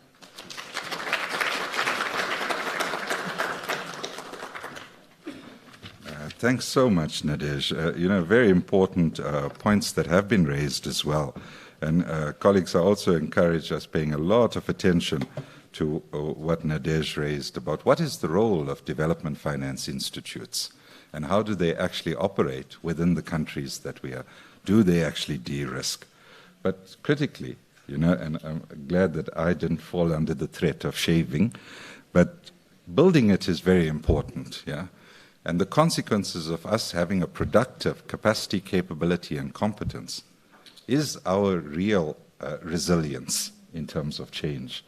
So on that very positive and constructive note, we turn to Dan du Toit, Deputy Director General, International Cooperation and Resources of our Department of Science and Innovation. Thanks, Dan. Thank you very much, Razigan, and hopefully I'll continue on that positive and constructive vein.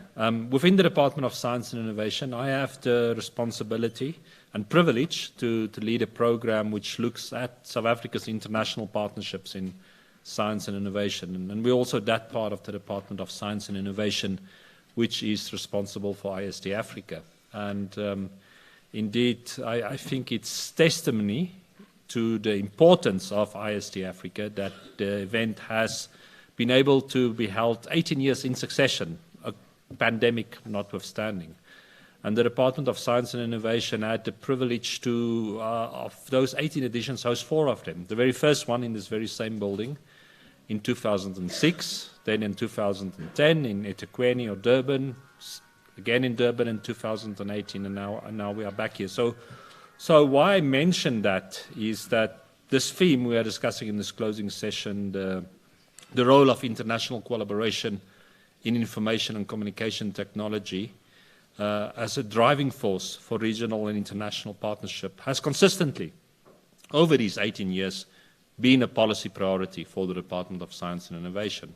And that's why, when Paul Cunningham approached us, we were also willing to, and privileged, to host this first in-person edition of IST-Africa after the COVID-19 pandemic. So what I would like to do is just very briefly share with you 3 key reasons why we believe within the department that indeed ICT collaboration can be the driving force for international partnership. But before I do that, perhaps just a minor historic sort of divergence, which happens now with people of my age, Razigan.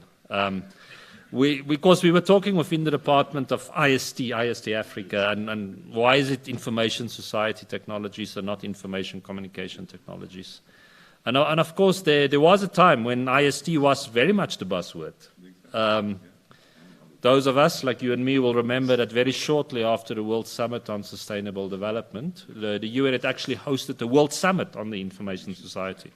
And the focus was then very much not on the technology, but the role technology should play in society. So I'm very glad that Paul has decided to stick with the brand of information society technologies, because this is really what it should all be about.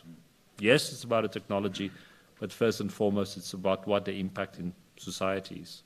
So whether it's collaboration in IST or in ICT, that's perhaps not so important, but 3 reasons why we see this as a driving force for international collaboration in the first instance, because that's how science advances, including through ICT collaboration. Secondly, that's how we're going to respond to our key societal challenges. And thirdly, and perhaps most crucially, it makes the world a safer place. Now, I think I'm speaking to the converted audience here. You all will know that the nature of the scientific enterprise has changed, like it's perhaps always done throughout history, significantly over the past few decades. So whether it's investment in high-speed research networks, connecting researchers across the world, whether it's investment in high-performance supercomputing, grid computing facilities, management capabilities for managing large data sets, that really provides the fundamental building blocks, resources for the modern-day scientific enterprise. So irrespective of the domain, literally irrespective of the scientific discipline, science is not going to advance if we do not have ICT collaboration. One of the, I'm sure many of you will know, flagship, if not the flagship science project in South Africa is the Square Kilometre Array, which is the world's largest radio telescope we are hosting with Australia. But if you want to know what a telescope is, it's actually just an ICT facility. It's all about a supercomputer and the high-speed research networks transmitting the data. And this applies in biomedical sciences, environmental sciences, etc. So ICT collaboration, and I think over the years should pay tribute to IST-Africa, before being a very important platform to look at high-speed research networking in Africa, the work the Ubuntu Net Alliance and others have done. And indeed, I think African science would not be making the increased contribution it is today to global science if it wasn't for those investments, for example, linking European and African science through the connectivity to the giant high-speed research network. So that's the first driving force for ICT collaboration, for international partnership. It's the way science progresses, and we can support international science collaboration. Just again, a funny anecdote. There was a time, probably at the first IST-Africa, before the new high-speed undersea cables came online, it was easier and faster to load your data on tapes and put it in a plane and fly them to Europe than trying to transmit them over the internet. So the world has changed, but we, as technology evolves, we need to remain vigilant so that these connectivity ICT avails for international science collaboration and make sure that connectivity and partnerships are truly inclusive. And then secondly, and Nadesh has spoken about it, Razigan has spoken about it, you've all spoken about it throughout the past three days. There are none of these key societal challenges, whether it's climate change, whether it's pandemic disease, whether it's food security, whether it's inequality, unemployment, which doesn't require a strong response, whether from information society technologies, information and communication technologies, digital innovation, whatever terminology we choose to employ. And let us not forget that as technology has changed, the digital divide, which we spoke about 20 years ago in multilateral forums, still very much is there. And I think it is high time that that it should never have been about narrowing the divide. It should be about eliminating the divide. And I think events such as this, and which focus us on international partnerships and which make sure that access to digital resources become more inclusive, have a very important role to play. And that makes then quite simply, very easily, the transition to my third point is that ICT collaboration does make the world a safer place. And these are worrying times, as Razigan alluded. We see in different key technology domains, the world, whatever terminology you want to use, decoupling of markets, there's not the same commitment to standardization. And certainly we here in the Global South are very worried about this lack of global solidarity, the threats to multilateralism, and a technological Cold War is in no one's interest. As Razigan said, we all share this planet. If we are going to unleash and use for humanity's advancement, the potential, for example, of artificial intelligence, that needs to be underpinned by strong international collaboration. We all, and you would have discussed this in your sessions, know the concerns about the ethics, the regulatory aspects of these new technologies, which sadly has the potential, if not correctly harnessed, to further increase inequality and therefore making this world an unsafer world, which is in no one's interest. And that's why events such as this, as modest as they may be, has an important role to play, because they enable what sadly we see less of in this world, people just to speak to each other. And I think I would like to congratulate again Paul for assembling this diverse audience. So Razigan, in a nutshell, that would be my impact. It's crucial for advancing science, crucial to respond to societal challenges, and it makes this world a safer place. Thanks.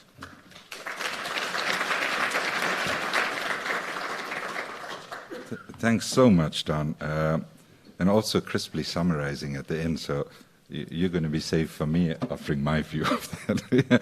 So as we prepare for our next speaker itself, I just want to remind people, within what Don has also raised, these critical issues about how we advance science and how we respond to create that safer and better world also involves resource mobilization. And this remains, not just in the title, but remains core to the worlds that we live in, because that also frames the inequities that we are inside. So remaining vigilant is important within the domains of science and technology because we have this camaraderie as colleagues involved in the processes of science. Dan correctly points out this is not often shared outside of the envelope or the bubble that we find ourselves inside. So we know out there, often the inequalities are framed as that between the haves and the have-nots. It's a world we, and some of us, have emerged from and within. Increasingly, as we see and we quantify the realities behind the digital diffusion, we increasingly come across the no's and the no-nots. And this is something that I think it has been highlighted variously across your sessions itself. And it's something, again, that we need to pay particular attention to, that we don't serve to reproduce the inequalities in terms of the work we are doing. Yeah? And on that basis, one of the key institutions in South Africa to try and redress the imbalances as well is our Technological Innovation Agency. And we have, as the chair of the board of TIA, Matsi, if I could encourage you to come up. Matsi will present as well, and we'll pick up thereafter. Thank you very much. Thank you. I feel very short behind this tall podium, but bear with me. Good morning, everybody. To our esteemed panelists and also our guests, very smart people. I'm always very excited presenting in front of smart people. My name is Matsi Modise. I'm the chairperson of the Technology Innovation Agency, which is a Section 3A agency of the country. Very important component of the national system of innovation. TIA was established in 2009. It has the responsibility of fostering technology and innovation. What we provide as an agency is financial and non-financial support for our innovators and our technologists. We do a lot of work with institutions of higher education. We have technology transfer officers and various other programs that do encourage technology within our education systems. TIA is very much ingrained in the national system of innovation. Our key shareholder is the Department of Science and Innovation. We report directly to our Minister, Minister Blade Nzimande. And over the years, we've been able to support a lot of technological advancement, even ones that had solutions for COVID, which was quite a big and life-changing encounter for the globe. TIA is also very much involved in supporting government-funded intellectual property, but we also do support private intellectual property. We offer various financial, non-financial instruments in investment vehicles. It's important that we identify ourselves as de-riskers of ideas. Venture capital is very, very difficult. It's very, very limited in our country. And TIA is a government agency that bridges that gap. When you have an idea, when you're coming from a township, peri-urban areas, even the urban areas, it's very difficult to find somebody who's going to invest in your idea, somebody who's going to invest in your innovations, and somebody who's going to believe that will hold your hand from a point when you have that idea and your idea now becomes a commercial entity. So we believe that organizations such as TIA is very, very important in de-risking and investing and believing in ideas. We also support various clusters in our economy: genomics, active pharmaceutical ingredients, e-mobility. We also offer non-financial support in terms of prototype development, tech scale-up, tech validation, quality assurance. These are very key components in ensuring that as South Africa, we have many, many more entities that are going to grow and scale in our country. Many more entities that are going to come up with cutting-edge innovation. Many, many more entities that are going to represent us globally. Because we believe that South Africans, they're very smart people. They've got great ideas. But how do we support that as an agency of the state? So TIA's role is very, very important, but equally, it's important that we all play a collective role, because if we speak to today's topic, which is ICT collaborations, it's important that it has to solve for problems, which is what in essence we do at TIA. We support those that solve for global problems coming from South Africa. It has to be informative.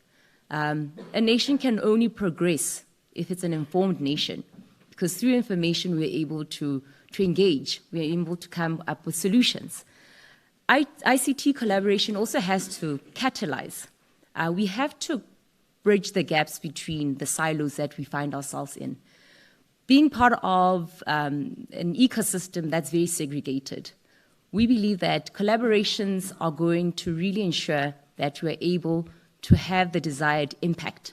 Because without talking to each other, if we as TIA are engaging ourselves in a silo, are not necessarily going into communities, communicating who we are, what we have to offer, it's important that we're able to collaborate. And also, ICT collaboration has to be an enabler and a facilitator. Markets are very important, because if we are not here to be able to create markets for especially our technologists or our entrepreneurs in the tech industry, it's very, very important that big corporations like a Google, I'm glad that they're here today, they have to form a critical part of facilitating this ecosystem. We have to cross that bridge. We have to be able to facilitate and enable that bridge. So I think ICT collaborations are very, very important. Everybody has a role. An organization like ours, as TIA, has a critical role in ensuring that we get more and more critical mass of ICT entrepreneurs and innovators that are going to come up with those solutions that the world will be proud to say, this is a South African innovation, and this is a South African innovation that has created a global solution. So being the chairperson of TIA, it is a very exciting time for us as an organization. We're looking forward to TIA 2.0. And for that to happen, collaborations are very, very important. So if today you haven't heard about our organization, the Technology Innovation Agency, I would like to be able to say to you, share the knowledge, be able to impart this knowledge around this organization that exists to empower technologists, to empower innovators, and use us. We are here. It's a government entity that's been designed to enable, to bridge that gap, and to also inspire technology and innovation. So I think I'll leave it at that note, and I look forward to more inputs and interactions with yourselves and also with my panelists. Thank you. Thanks so much, Matsi Modise. You know, as you also speak about TIA forming that bridge between research and application, I think it's also quite important to recognize that as we seek solutions, we generate a lot of information. And that information that's generated through the work that we're doing also needs to find a way back into the public domain.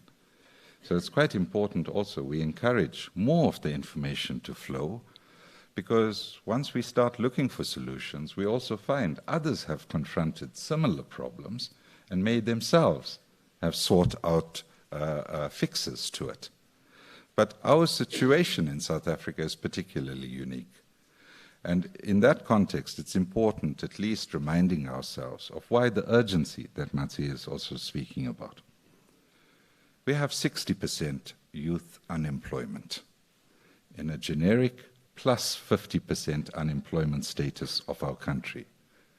This is another way of saying more than half our peoples are not involved contributing in a productive economy. And that's something that urgently needs our attention. It cannot continue.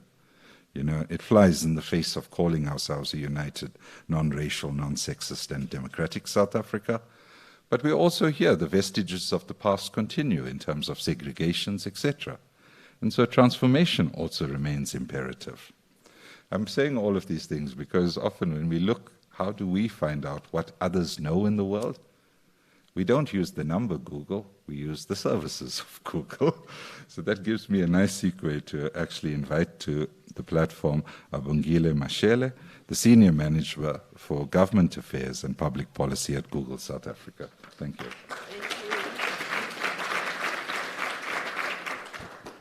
Thank you so much. Is it afternoon already? Good morning with 5 minutes to afternoon. Good morning, everyone. This podium was not meant for some of us who are somewhat challenged, and I'm wearing heels today, but I'm...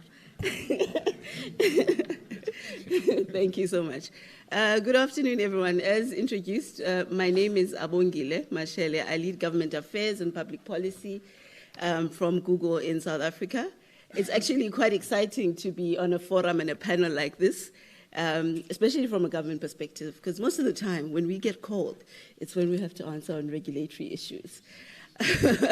But I think it's an important conversation to talk about innovation and the value that it brings to society, as well as the value that we can accrue as society, particularly in our markets in Africa, in Southern Africa, with all the developmental issues. What role does tech have to play in ensuring that we enable and we accelerate our development, utilizing technological tools?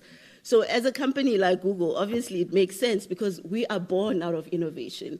And in an information and society gathering, which is talking about how we organize information, that's exactly how Google started. It utilized 24 years ago. They basically looked at how do we make information easily accessible? How do we use the digital technologies that we have at our disposal right now to organize information, to index it, and make it accessible at a fingerprint? And that's how Google was born. And I'm sure all of you are familiar with Google search.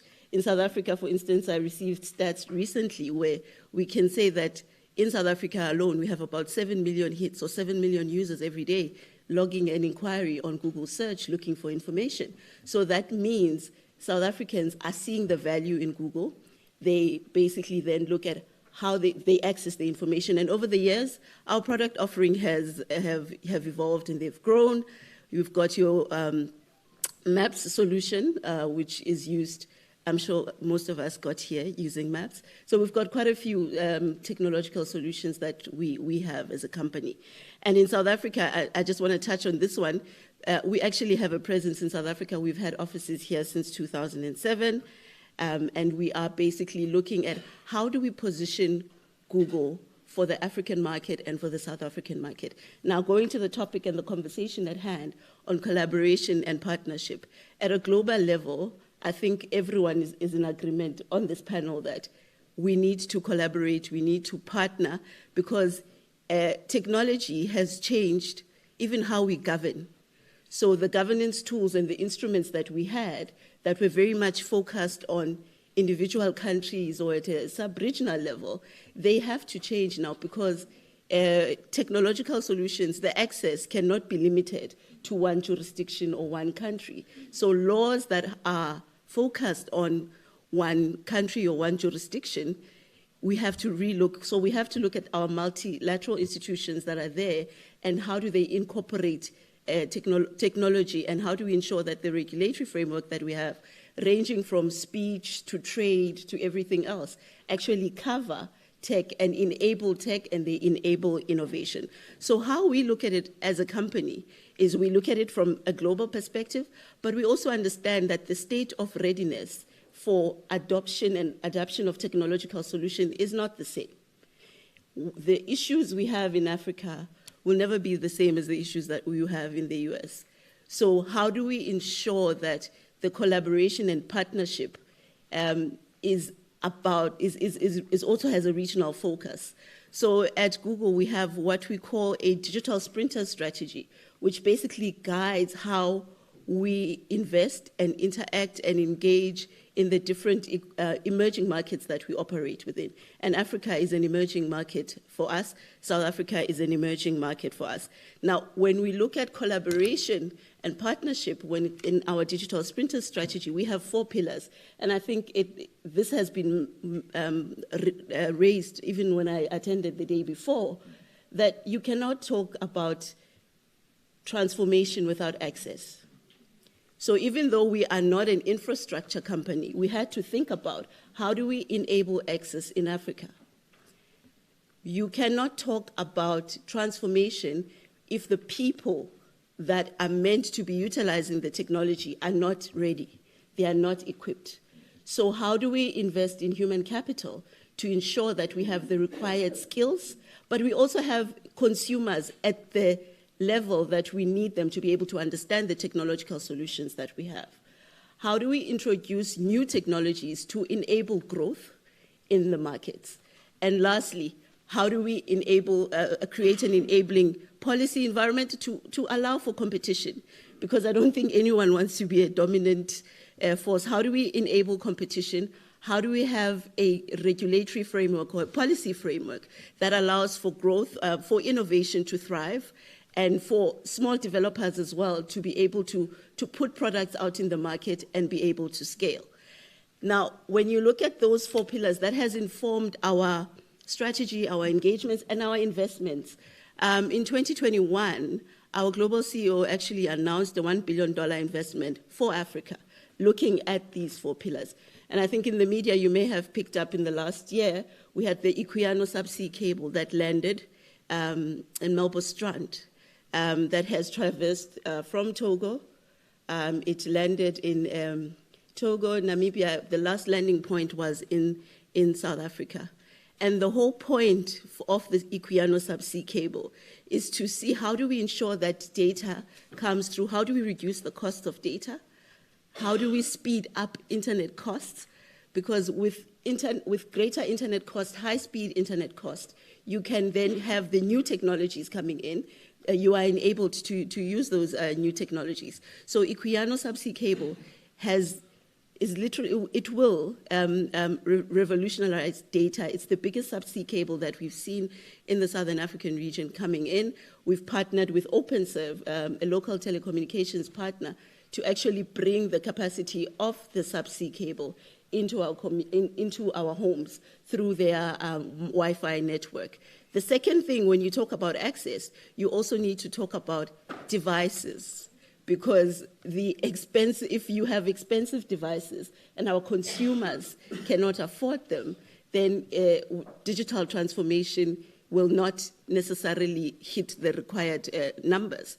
So we also look at how do we ensure partnering with telcos, because partnership, can you see the partnership is not only with government, we're partnering with telcos. How do we ensure that original equipment manufacturers as well, how do we procure low-end smartphones so that everyone can have access to the internet utilizing their phones, because that's where a majority of the South Africans who access the internet access it from their phones.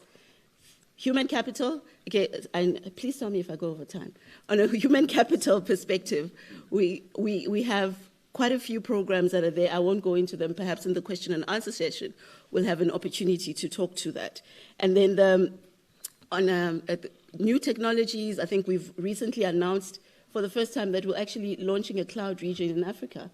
And the purpose of launching the cloud region in Africa is to see how can we assist small businesses, from small to big businesses, to utilize the benefit of cloud for the data, for the efficiencies that they can draw.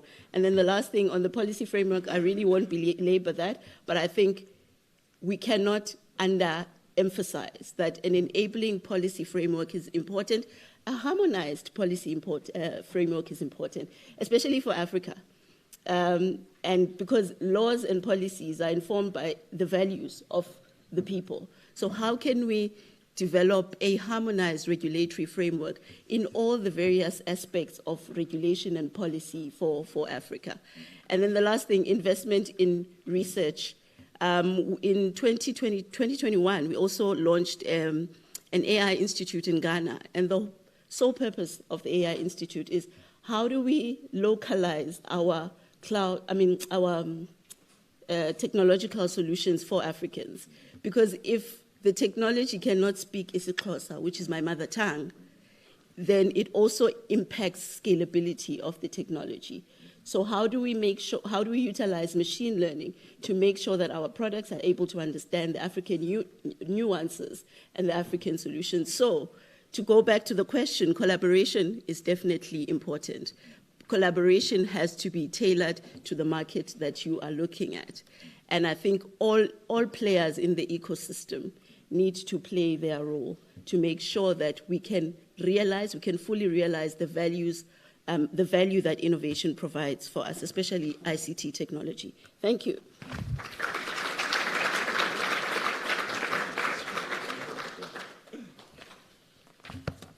Thanks so much, Abangile. You know, as I hear you speak as well, you know, it's quite important also us recognizing that in some instances we are also coming full circle. You know, it's not just the points that Dan raised about some of our ages, but we've also been able to see through processes over time, and we've been learning through this. And it's quite important that the lessons Africa has generated from our intention of developing also is not lost. So I encourage Google as well, not just in terms of current markets, also help us with the digitization of our archives, which remain difficult to access in many instances. Yeah, you know, it's also, I think, quite telling that it's mentioned by a larger firm as Google within its own ecosystem that Africa is recognized as an emerging market. I mean, if we all did the Google search, we'll all find out, all of us, 8.1 billion, owe our origins to this continent itself. Yeah. So just think about it. All of us are now redefining our original home as an emerging market. Yeah, we should be congratulated on that. The other point that's also quite important, yeah, you know, we often hear about this in terms of the readiness and our capacity to join in. As I think has been demonstrated over the last few days, people are finding solutions, workarounds to the real challenges that confront us. And that's why it's always quite important, not just to commoditize people, but to enhance capacity building, to widen and link capability formation. Because often the readiness is not premised on you can't do it, it's you can't afford to do it. And we've got to tackle this issue of costing, price gouging, and a whole range of other behaviors that do predominate. The point about competition is so much more important because of that. You know, the minister also reminded us that we have a lot of data redundancy because of the square kilometer array and the bigger investments that science and technology is actually making. And this, he challenged us. How do we make use of this data that's available? Well, what's quite key? Yeah, what's quite key in this? What's quite key in this? For us to have that enabling sense, to have the harmonization that flows, is to ensure that those that are concerned are involved in determining the regulations. Yeah, it cannot be just top-down and expecting behavioral change.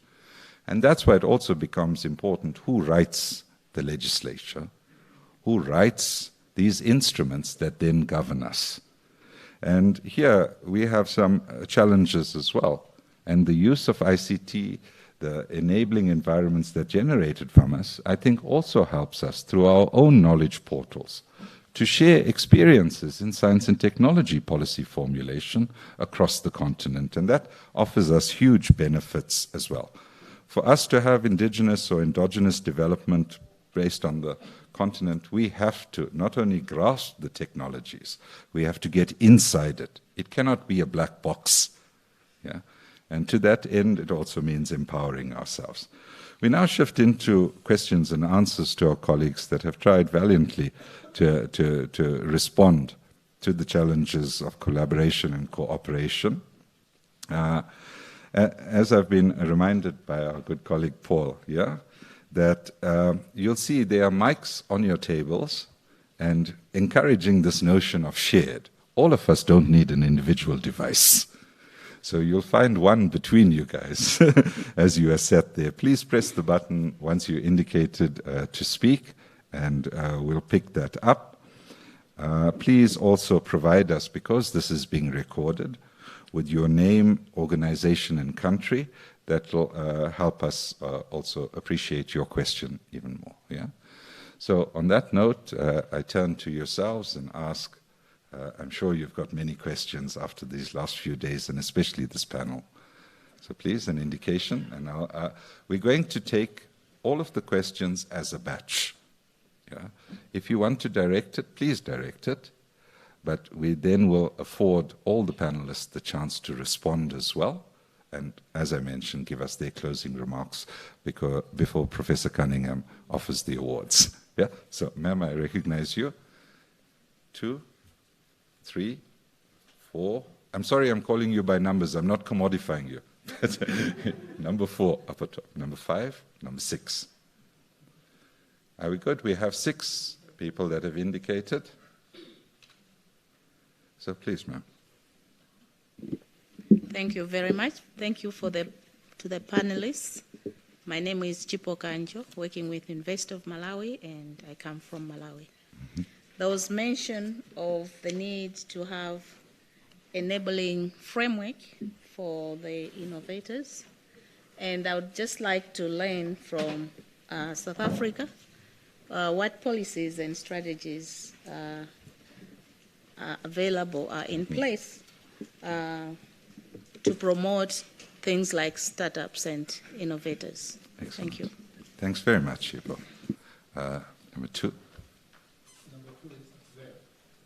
Sorry, right here. 3. Good afternoon, everyone.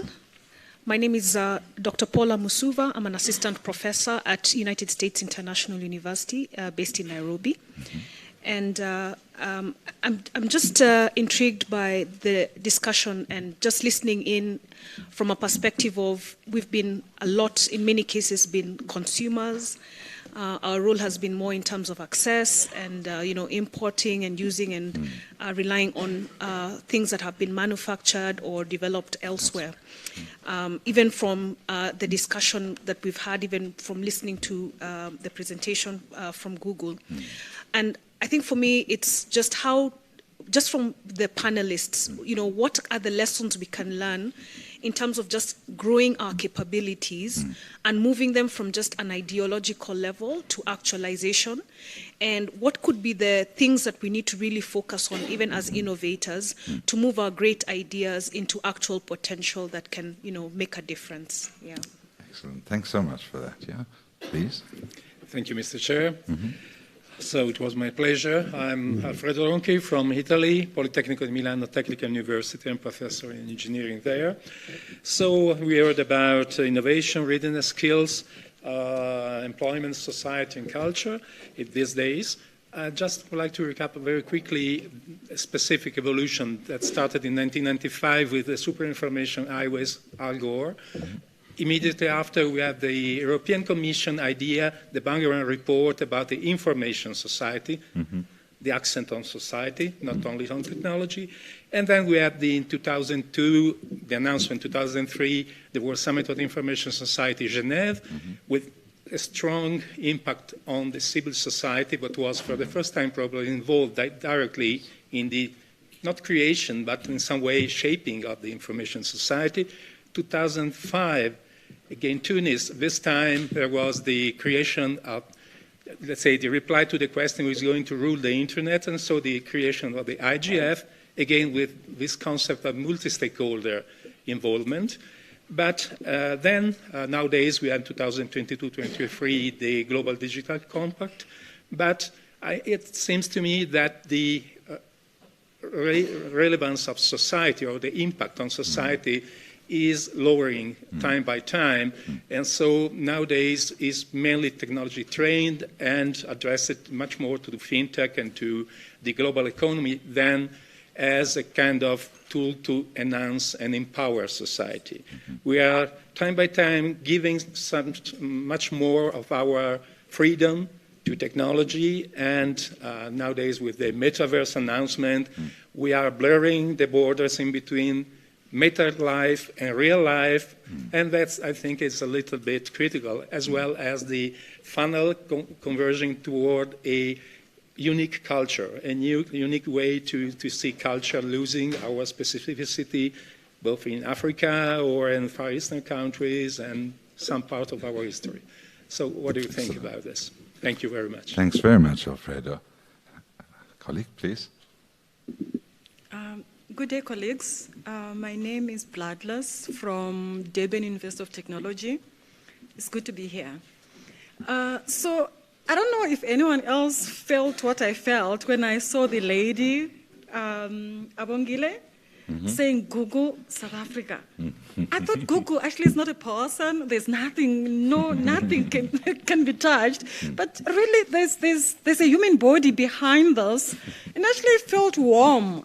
Say, okay, with those things, there's a human body behind these things, which is a good thing, by the way, because then we're not talking to machines, to algorithms and all that. When you actually put in like maybe instructions, there are actually people there who can actually see what we're doing, which is a good thing. And then to now say, do we look at the technologies that are actually flooding the environment, and then we say, how do they integrate with the Google app? And it's like its suite of packages, or I don't know what you want to call it. Is it a package of suits or suits of packages? Because what I know is there's some technologies that don't talk to Google or its sister technologies.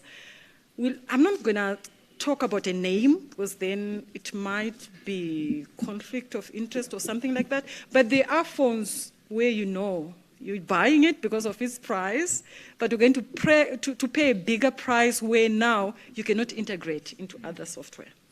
I had the misfortune of getting one phone because my phone was stolen.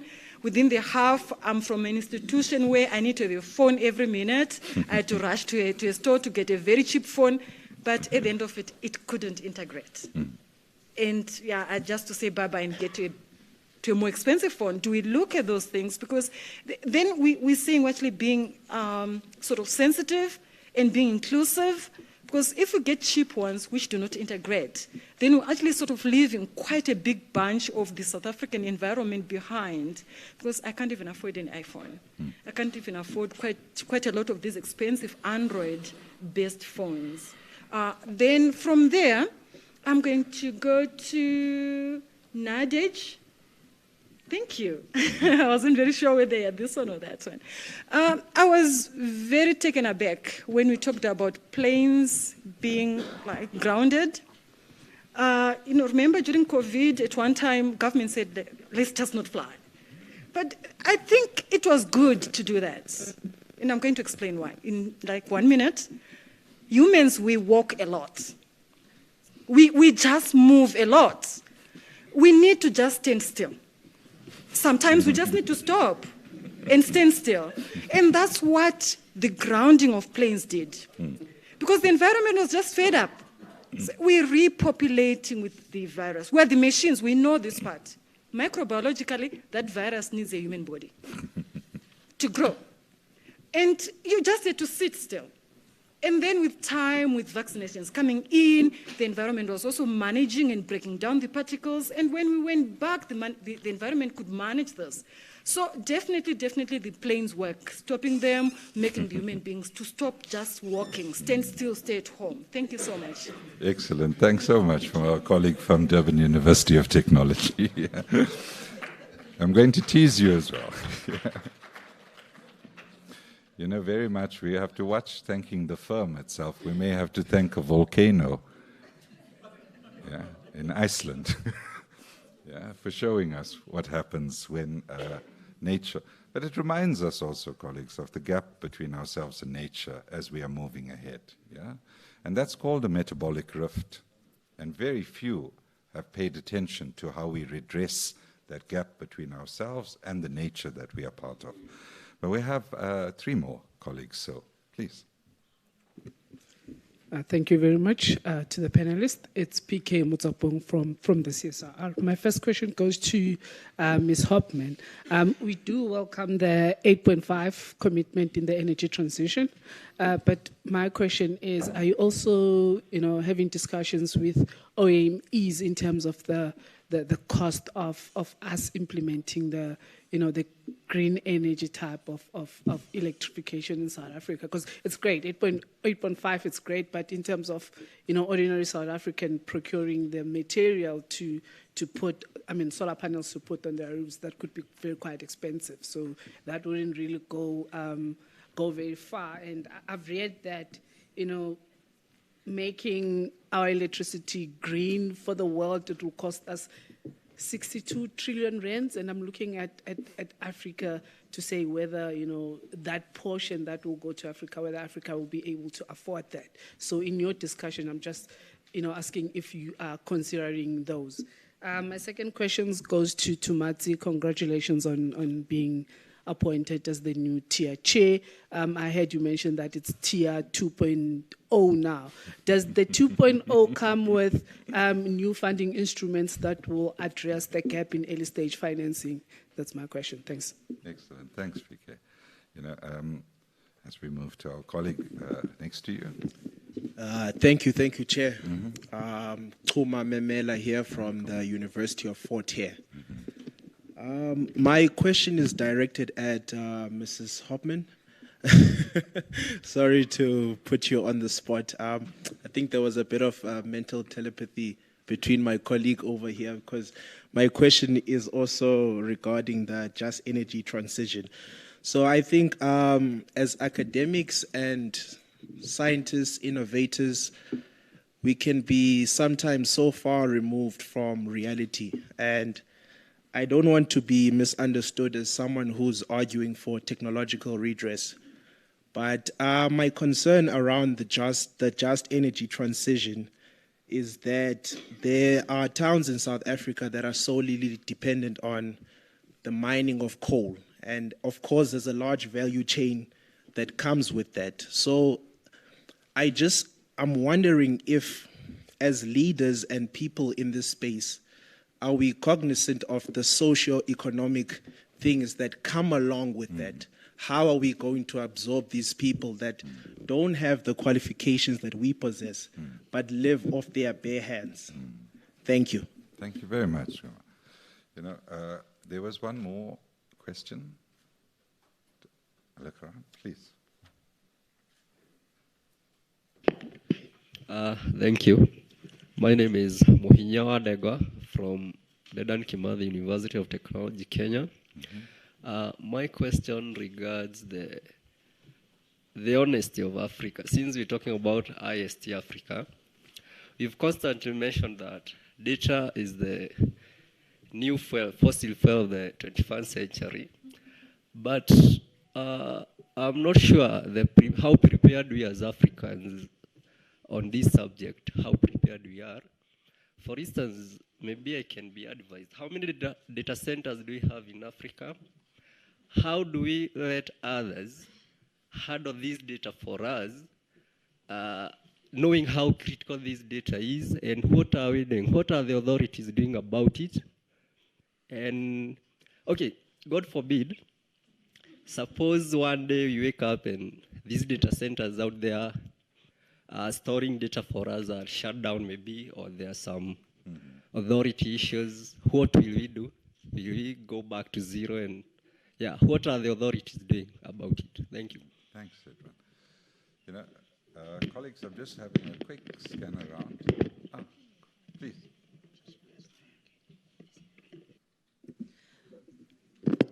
Hello, my name is Tandile, not Odile. I'm from the University of the Western Cape. I'm currently doing masters in computer sciences, specializing with research point of interest in machine learning and blockchain. Now, just a brief, I'm actually an entrepreneur while I'm also a young researcher. So I have this platform that I call Audible, that is a job skills matching platform for job seekers and job creators in South Africa. Now, my question is tailored to the TIA organization, to Nazi, and also to Google. What is the path that someone like me can take in order to get support and also capital resources while tackling these social issues, specifically unemployment? Thanks so much, Tandile. If colleagues don't mind, part of being innovative is also us disrupting things, yeah? So if you don't mind, I think it would make sense if we reverse the order in terms of the colleagues responding as well. The last question was directed at Google, our colleague from Google. So as you prepare to come up, I just want to make 2 or 3 points. So you can take your time and come here. You know, the colleague has raised a very important point about the things that bind us in, especially when it comes to resources. And that's why I made the point earlier about Africa only being seen now as an emerging economy, as opposed to us being the source of all humanity. Yeah? In this gap, we must also be careful in terms of the things we wish upon ourselves. Yeah? And to that extent, we have to be wary about the gifts and ask the question, are these gifts for us? Who makes it and why is it here? So part and parcel of that, and this is why we need honesty amongst ourselves as well, in a very serious way. Look at the number you mentioned. It's in the trillions. What was South Africa's total gross domestic product in 2022? Measured in rands. Come on, all of us are talking about the economy. 4.6 trillion. 4.6 trillion. Yeah. So we have to have a sense of scale.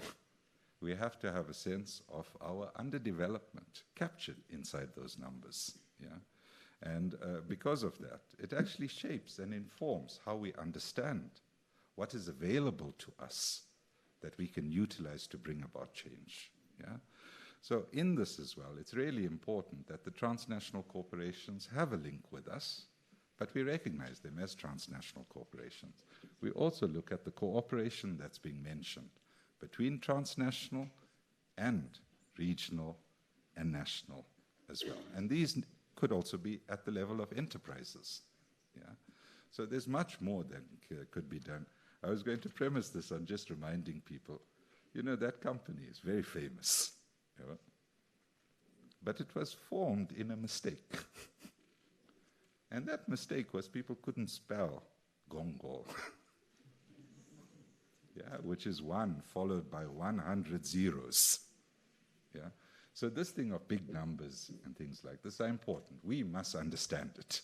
If we don't understand it, we get locked in these policies that then are not for our benefit because we didn't understand, we didn't count what its implications are. So I hope that gives you a sufficient extra preparatory time as you come. Abongile, thanks so much. Yeah. I don't think Google had a lot of questions here. I think a lot of the questions were for everyone. I'll start with the Google-specific questions. There's many of us with legs and arms and everything there, about 190,000 of us globally. In South Africa, I think we have a staff complement not more than 80 of engineers, salespeople, people like me, marketers. So there's quite a few. We've got an office in Kenya. We've got an office in Nigeria as well. So we've got a regional presence. Now, on the question that you asked on integration, I think our phones, or our platform is Android. We actually don't manufacture phones, but our platform is Android. And it's one of the leading phone operating systems that we actually have in Africa. It's one of the cheapest ones as well. So I'd be amazed to hear which one was the cheaper one that you got.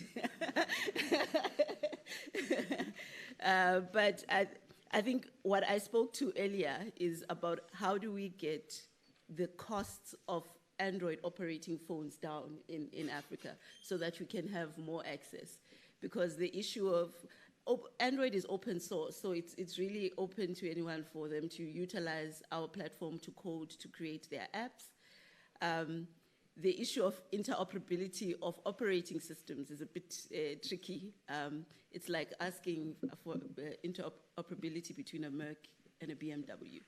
So we have to look at basically we have to look at it in that way. But from our side, as Google, I acknowledge your point in terms of the cost, so that you can have more people accessing devices in South African rands, for instance, a smartphone at 500 rand, 400 rands, so that more people can access it. The question that my homeboy from Cape Town asked about, well, I assume you're from Cape Town, UWC, about pathways. I wouldn't say there is a particular pathway. I'm not a developer. I studied the law regulatory side of things. But from what I've seen in the sector is there's no defined pathway. But what I can say is something that tech companies are realizing is what support can we give to tech startups in the market so that they can grow and they can scale, and not only for South Africa, but for other markets as well. And those include, we have accelerator programs. We have, I know that at UWC, for instance, we have a developer club. I'm not sure if you are aware of it. We have a developer club that is actually supported by our developer team. They get mentorship from engineers at Google.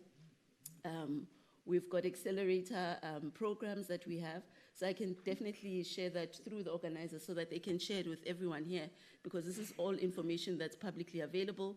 We have accelerator programs. We have what we call a Black Founders Fund, which is non-dilutive funding that is provided to Black-owned tech startups. So we've got quite a bit of offerings to support, because we understand that the journey of a startup is not easy. It's not easy to get funding. It's not easy to access markets. It's about discoverability on the app stores. How do you make sure that when I go to the app store, I can pick up your app because I didn't know about it? So we have programs that actually help you to leverage your application on our app store. There was a question on policies available to promote startups. I think Motse sitting next to me actually will talk some more about what we have in South Africa, but I whispered to her, I'm not representing government, but I whispered that from our perspective as Google, actually we have been championing for a startup bill at an AU level. How do we develop a startup bill for Africa to look at the bottlenecks that may be there, not only from infrastructure, but access to funding, the bureaucracies, because the taxation, all those things. And it's a universal thing for small businesses across, but maybe there are unique intricacies for tech startups. So we've got that. I think, how do we grow capabilities and look to our own ideas? I think that's the whole point of this conference, actually. How do we look at creating and developing our own technological solutions?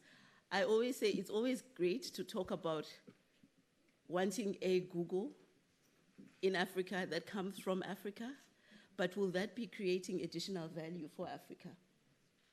But what we should be asking ourselves is, what does Africa need, and how can we develop technological solutions that will suit Africa, that we can scale globally, rather than how can we try and recreate what is already existing? Because in my view, that's not innovation, that's replicating what's already there. So how can we develop what is required in Africa? I know a few years ago when Eskom's the app was launched, everyone used to laugh about it, but now it's part of our daily lives. I wake up and I look at that app to plan my day. And it's a uniquely South African thing. And I think there was a question on the security data. You asked about data, the new politics of data. My pearls of wisdom on that topic, I think governments all over are trying to do something, and it's all worthwhile that governments are trying to do something. But I would propose that we look at it not from a localization perspective, which is what we're seeing a lot more, but also from a security perspective, emphasizing the security perspective.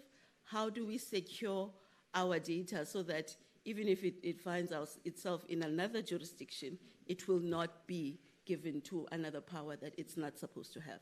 So how do we ensure that we secure our data, especially private personal data? And I think South Africa has been leading in that regard, and hopefully other African countries can also emulate that. I think I've covered everything. Thank you.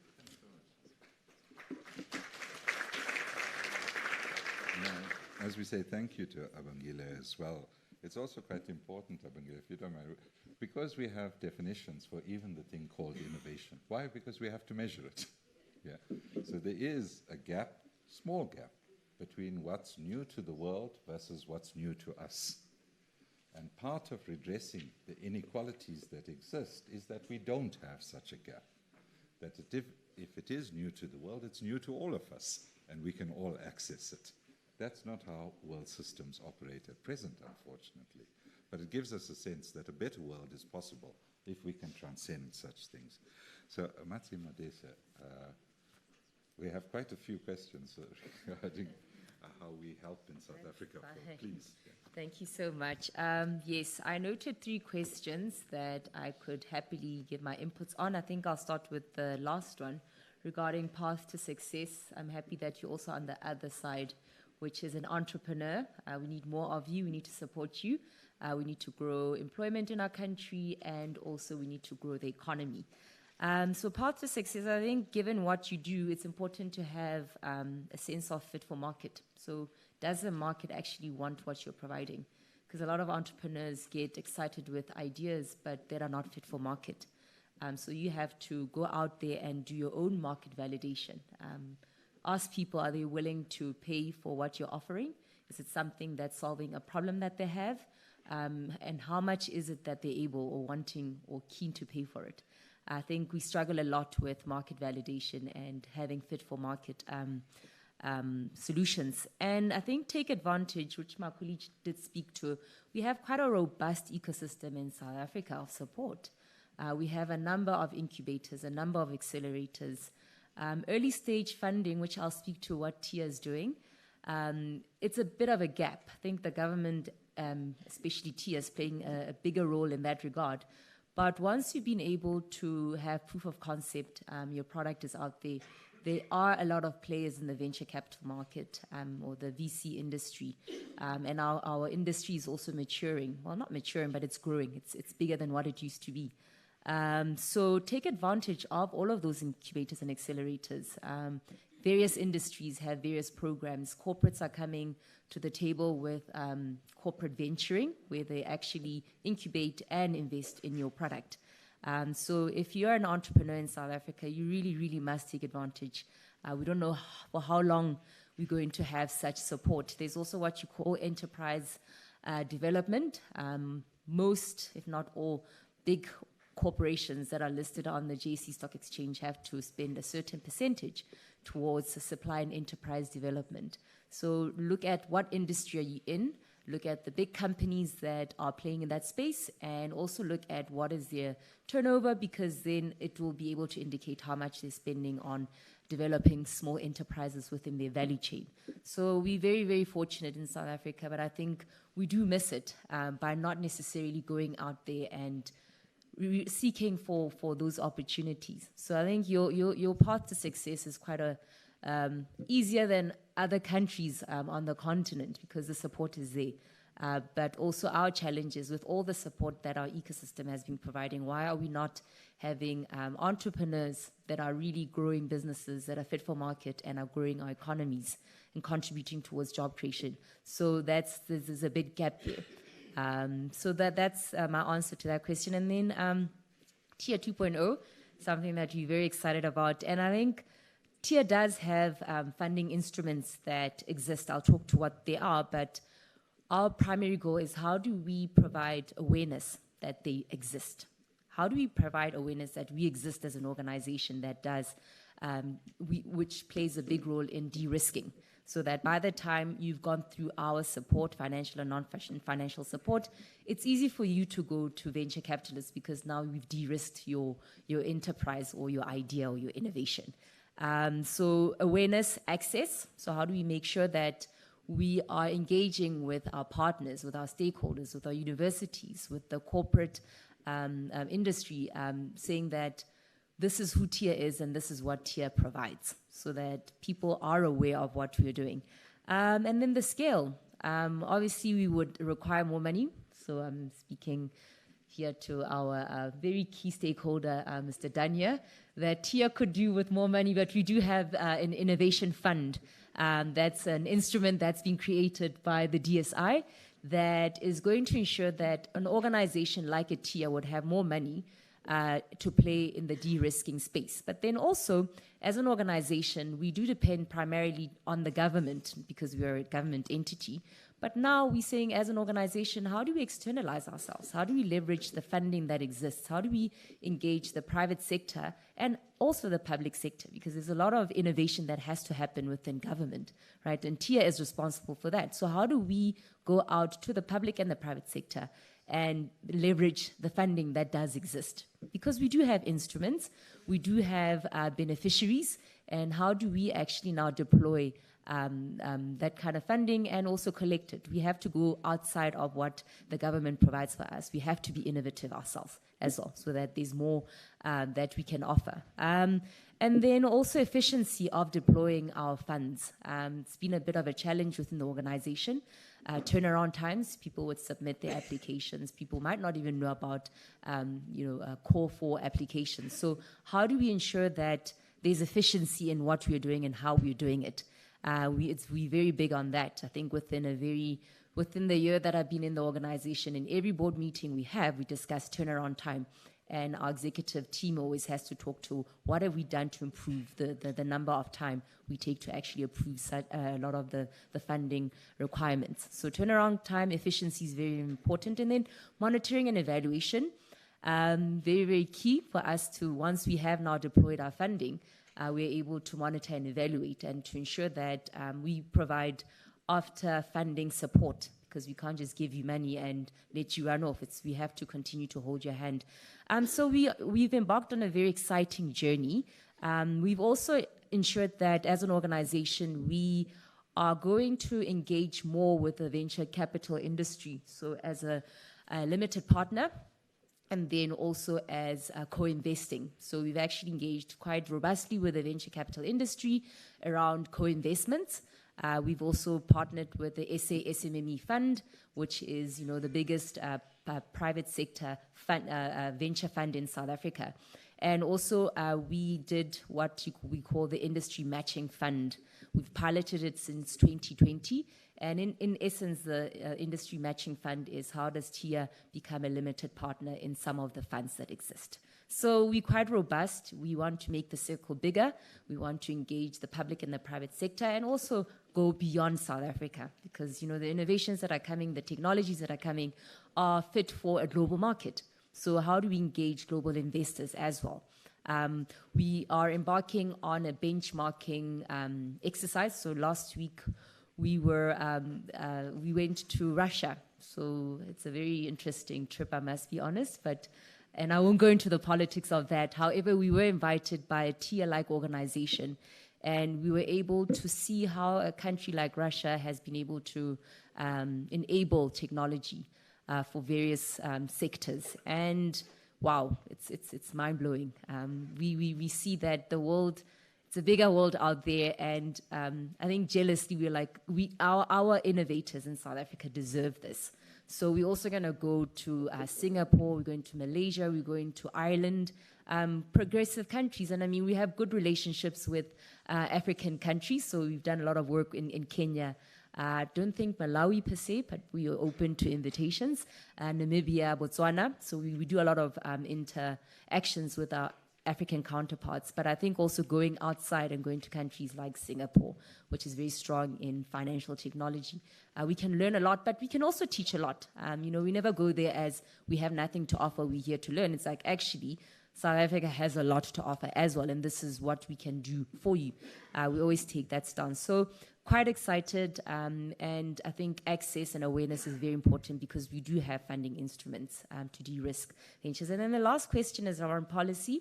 And I'd speak to our colleague that is from Malawi. So I must be honest, we have huge policy gaps in our country. I'm not going to say we are the most progressive, and that's just my nature. I'm an honest person. But we do have interventions. If you're aware of the Startup Acts, the Startup Bills.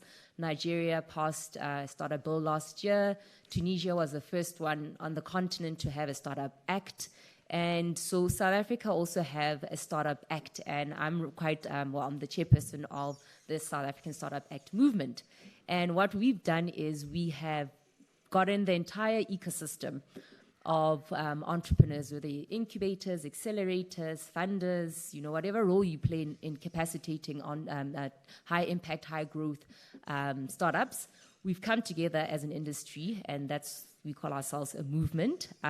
And we've been able to identify challenges and gaps, right? So firstly being incentives for more early stage funding. South Africa used to have Section 12J, which last year, I think 2021, the government took it away. because it was abused. But this, in essence, was a tax incentive to provide for venture capital companies that are investing in early stage ventures.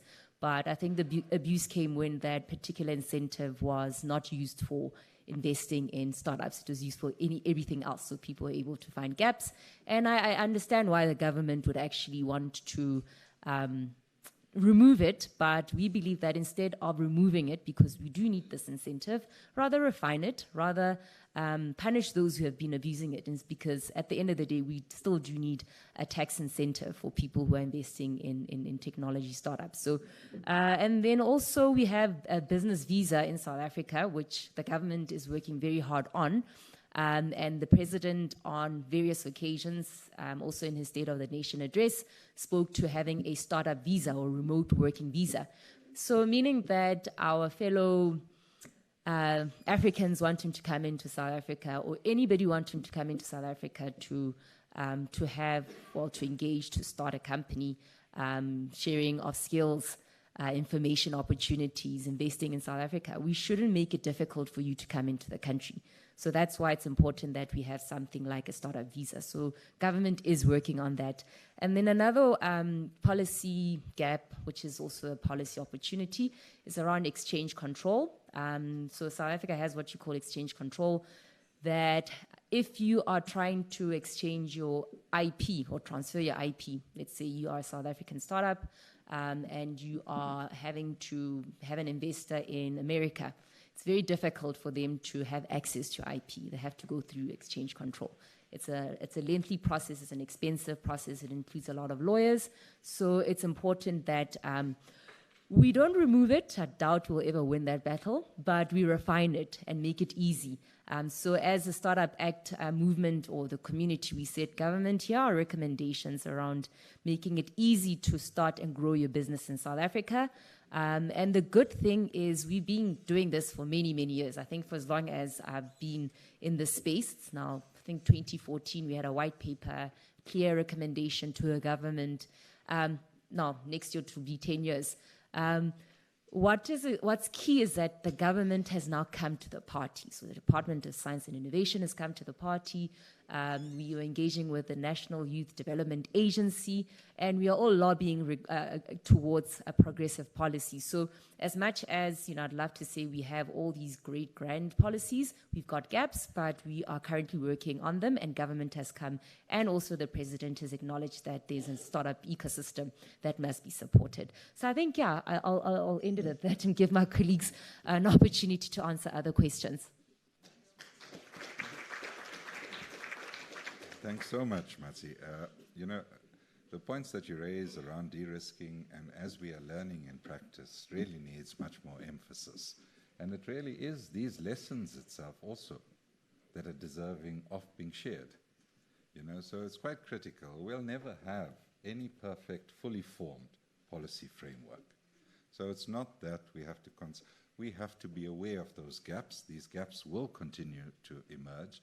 And we need a body politic that's capable of absorbing the changes.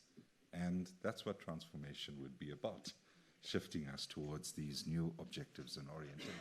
While we do that, colleagues, there's also grounded issues that we carry going forward.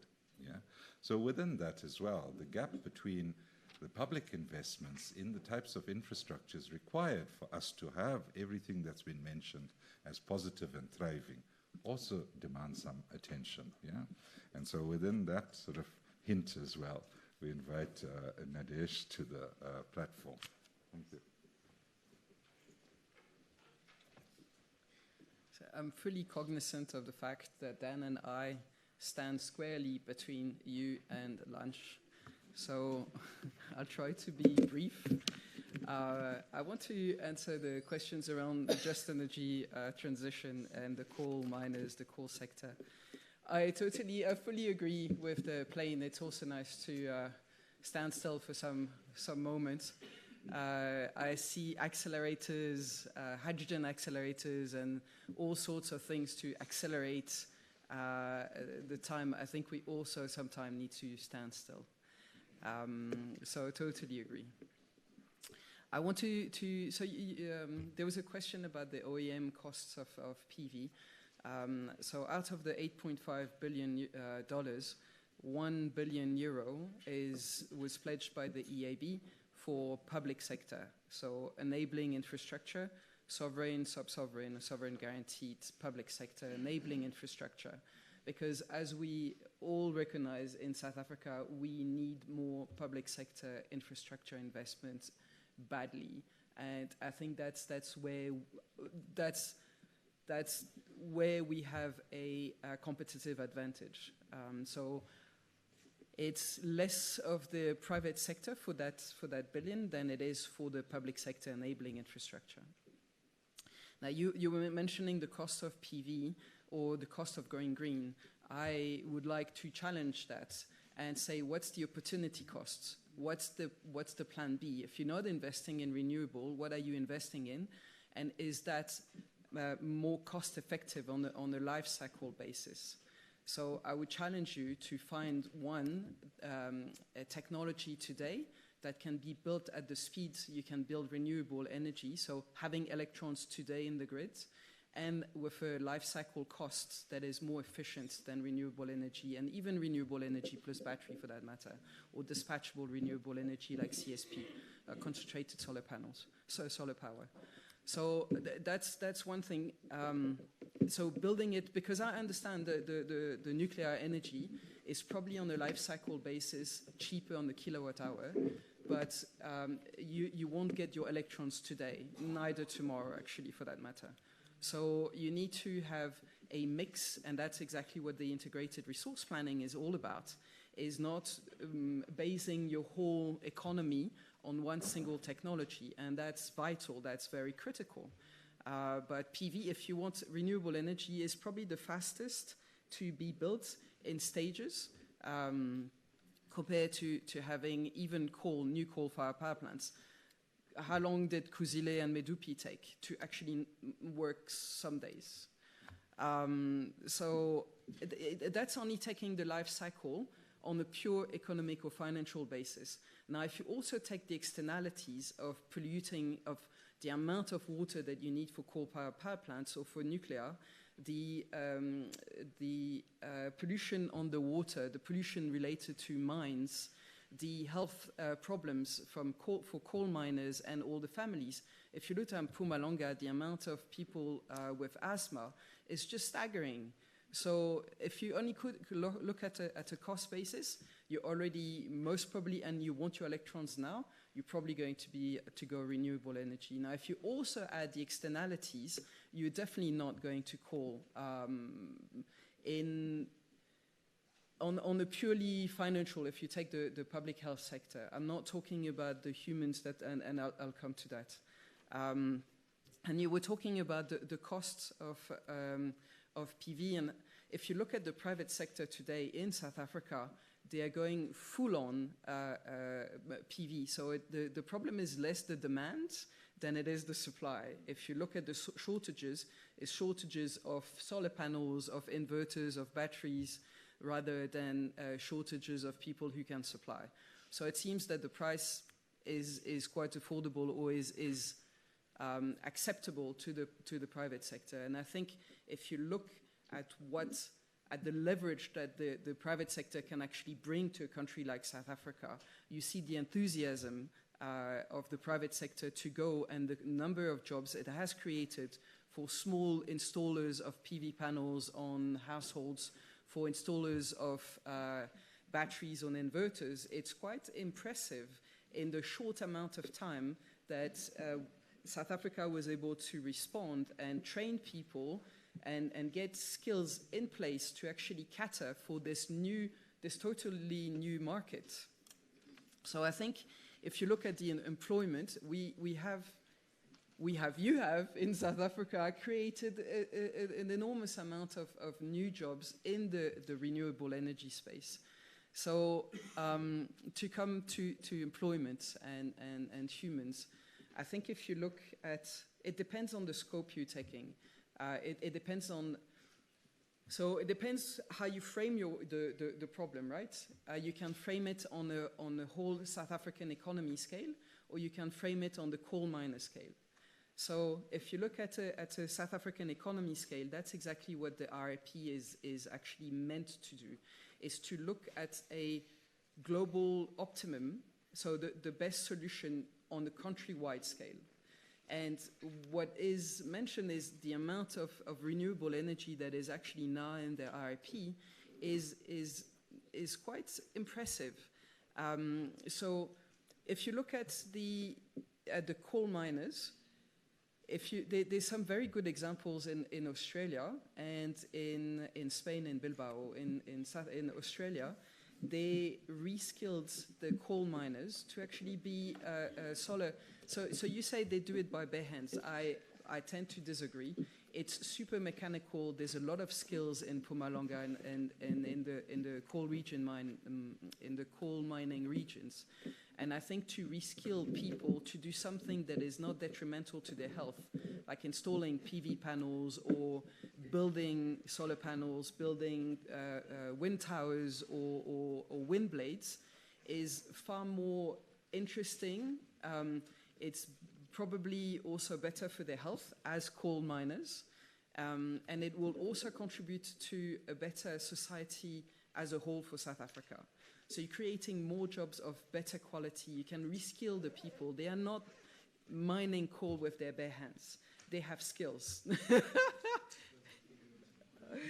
And I think if you look at the jobs created with renewable energy on the kilowatt basis, you will see that there's actually more on the renewable energy. And in Spain, there was this town, I don't know if you'll have a chance to go and visit, but Bilbao used to be a coal mining town. It's now the most beautiful town, all based on cultural and innovation. There's the Guggenheim Museum there. They've completely turned around the economy to look at more actually IT and cultural basis than working on coal. There's a quite interesting example in the south of France where they have reused a coal mine to use the shafts and the water that's always at the same temperature to use as a heat pump. So they have put a whole industrial and a service industrial zone there, and they heat or they cool down depending on the time of the year using a heat pump using the 23-degree at the bottom of the mine. So they have a 23-degree constant for the whole year round. So there's a way, if you think about it, to leapfrog, to move for a better society and involve. So there's also quite a lot of grant money that's being put on reskilling all the coal mining areas in South Africa through the JETP. But there's definitely a potential to leapfrog and retrain those people for the whole South African economy. Thank you very much. Thanks, Nadej, for those comments as well.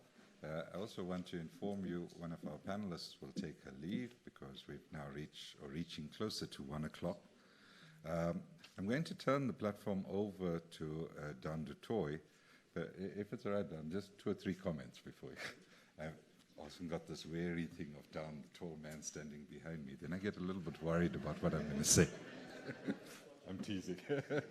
Big brother, indeed. Yeah. You know, as we heard from Nadej as well, and my apologies earlier, I should have introduced myself as well. My name's Rasigan Miraj. I work for Tshwane University of Technology, which is just around the corner. Yeah. You know, the points being raised around prices and costs, these are economics issues itself, but increasingly, as we are hearing, they're actually critical to also the discourse and narrative on science and technology. We cannot exclude it.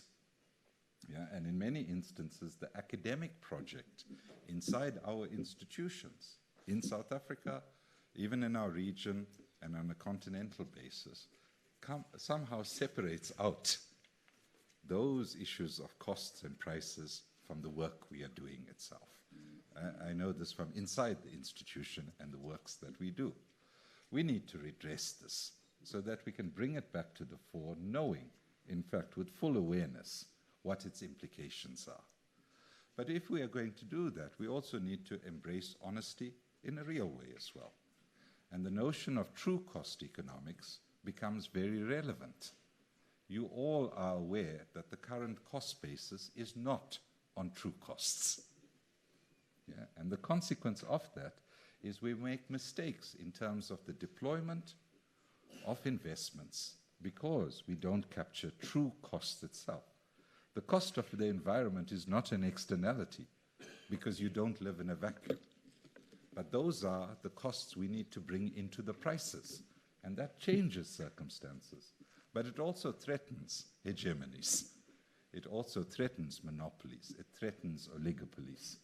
It threatens all of those sitting on the top of a pyramid of inequality because of that. We have accumulated emissions debts that have not been repaid to the global south on whose behalf others have developed. And this is something we also need to bear in mind. Yeah? It's not just about Mpumalanga. It's about us collectively in a single world system that has to redress the problem. And here we are talking about the tools to do it with. ICT, the information society, the knowledge economy offers us such tools, and we need to embrace that. But let's not forget our history in terms of how we got here. This is not of our making, and because of it, we need very specific and deliberate mechanisms to get out of it as well. So I thank you very much for your attention here, and Dan du Toit will bring us to closing. Thank you.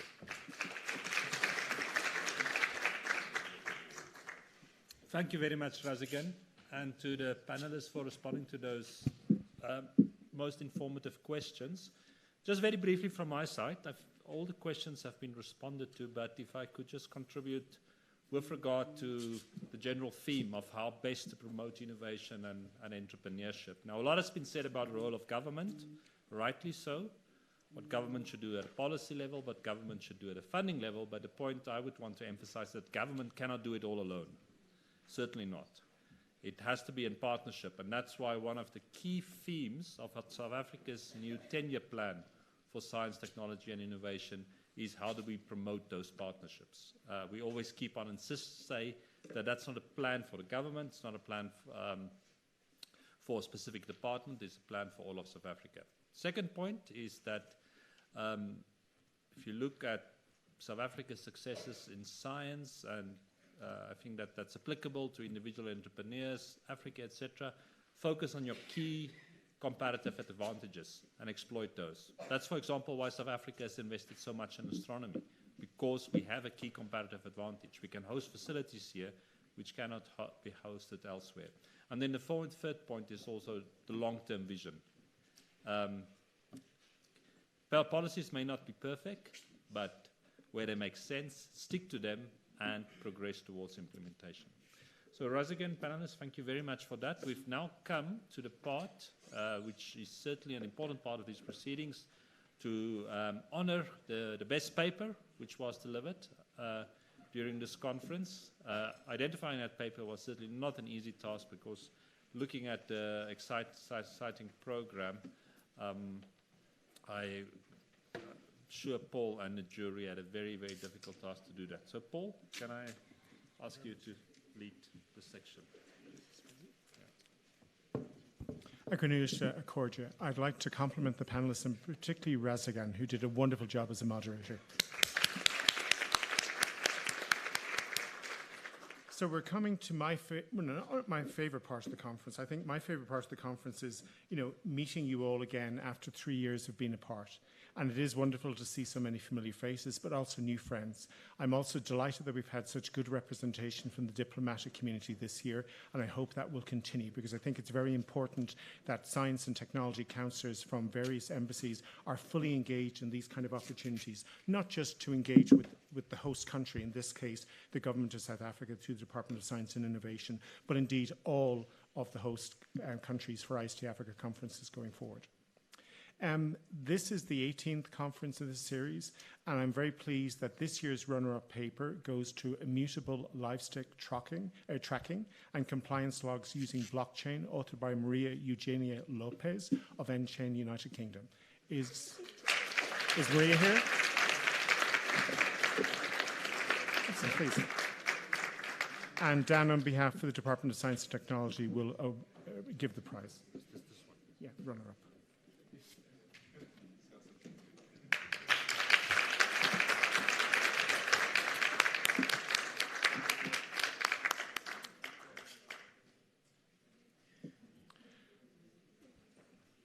And then this year's best paper is implementing a digital health information system during the COVID-19 pandemic, a stakeholders approach from Kenya, co-authored by Ayub Manya, Peter Awegamjo, Joseph Sitenli, Denver Marigia, Robert Oboko, Raphael Pundo, and Phyllis Wawamba from the Ministry of Health Kenya and the University of Nairobi, Kenya.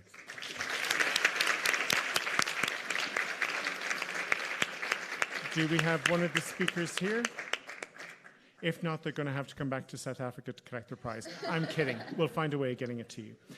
I now come to my second favourite part of the event, which is to thank everyone who's helped make this event possible. So we'd like to take this opportunity to thank all of the plenary speakers, plenary panelists, the presenters, the session chairs and coordinators, and the delegates for your active participation. And it's been truly energizing to see the level of engagement that has been. There has been truth talking, there has been straight speaking, people have asked the questions they needed to speak, but you've all done it in a very respectful way. Even if you didn't necessarily agree with something that somebody said, you put your point and you tried to explore how you either didn't understand what they were trying to communicate, or maybe where there were points of convergence. And I very much appreciate that spirit, which is core to what IST Africa is all about, which is mutually beneficial collaboration. You've all contributed towards the significant success of IST Africa 2023, and we hope you've taken the opportunity to network and to identify collaborators to continue to follow up with over the coming weeks. We'd like to thank the Government of South Africa through the Department of Science and Innovation for hosting IST Africa 2023. We'd like to thank Dr. Blaise Nzambe, MP, Minister of Higher Education, Science and Innovation, Phil Majara, the Director General, Dan Detroit, our friend, Deputy Director General for International Cooperation and Resources, Vinny Pillay, who's the Chief Director for International Resources, Toto Machengiso, Director of Global Projects, and the DSI team, which have included Tumi, Elewani, Letta, Cleopatra, Kamutso, Mabeken, Zwali, and Mabato, who have provided fantastic support during both the preparation phase and the running of this very complex event. We'd like to thank and acknowledge the ongoing support of the European Commission and the African Union Commission. We'd like to thank the IEEE technical co-sponsors, the IEEE Society of Social Implications of Technology, the IEEE South Africa Section, and IEEE Africa Council. We'd like to thank DSI for hosting the conference dinner on Wednesday, and the Science Diplomacy Capsule for Africa for hosting the very enjoyable networking cocktail last night. And these social events provide an important opportunity to relax and to get to know one another, because it's only by building trust and common understanding that we can actually achieve something together. And I'm glad that you've engaged in that spirit. We'd like to thank the International Programme Committee, who double peer-reviewed papers and provided actionable feedback to authors to assist in improving the quality of papers, and particularly those who chaired and moderated the sessions. They did a lot of homework to make sure that they understood what you were trying to achieve and that you had an opportunity to have a voice by asking you appropriate questions and to stimulate the audience to engage with you as well. We'd like to thank the staff of the CSIR International Convention Centre for the very friendly atmosphere, and as Dan said, they hosted us the first time we were here, and it's gone from strength to strength over that period of time over the last 18 years. They've really helped make everything run very, very smoothly. So before I say my goodbyes and then hand over to Dan to close down the conference, my third favourite part, which is we pull names out of a hat. And if you're in the room, and if you're the first person that's in the room when we call out the paper, you get to walk away with a little gift. So, Dan.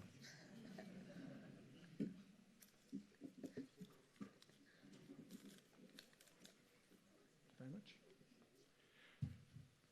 Senyeki Marabane from TUT South Africa. Excellent. It's always less embarrassing when you don't have a couple of people who walked out early who missed out on the opportunity.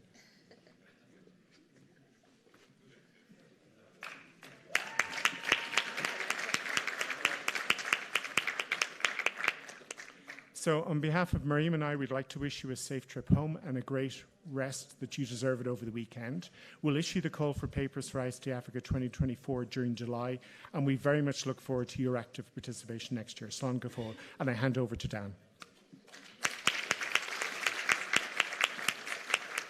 Thank you very much, Paul. I'll be extremely brief, but it was important for me to at least say one thing during these closing remarks, which you didn't, and I understand why, mention in your thank yous, and that's to thank you, and to thank you and Miriam for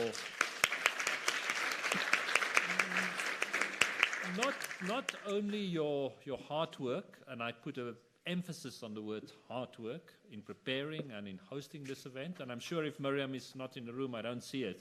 It's because she's working somewhere, but those of us who have had the privilege to have been to different IST-Africa events, to have known the partnership over the years, I'm sure you'll all agree it's a family. When people ask me to describe IST-Africa, I said over the years it became a family. And of course, every family needs founding parents.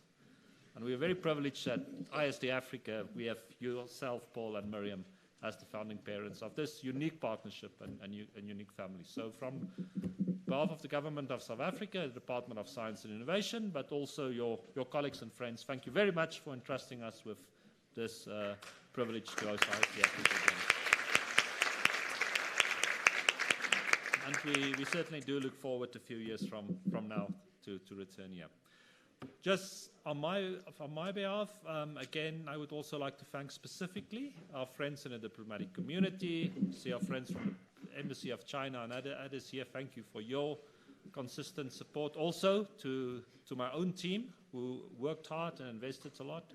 Thank you very much. And then to everyone else who invested their time to be present here. What I can assure you is that from the Department of Science and Innovation, not only during this panel discussion, but throughout the week, we like to be a listening government, an attentive government, and we certainly look forward to take forward in partnership with all of you, whether it's through international partnerships, with partners elsewhere in Africa, further afield, or in support of our own innovation ecosystem, the very important conclusions which came from this conference. So thank you very much all. I wish you safe homeward travel for all those that will be travel, and for everyone else, do enjoy the rest of the afternoon. I believe there's luncheon lunch outside for one final opportunity to engage in some networking. Thank you very much.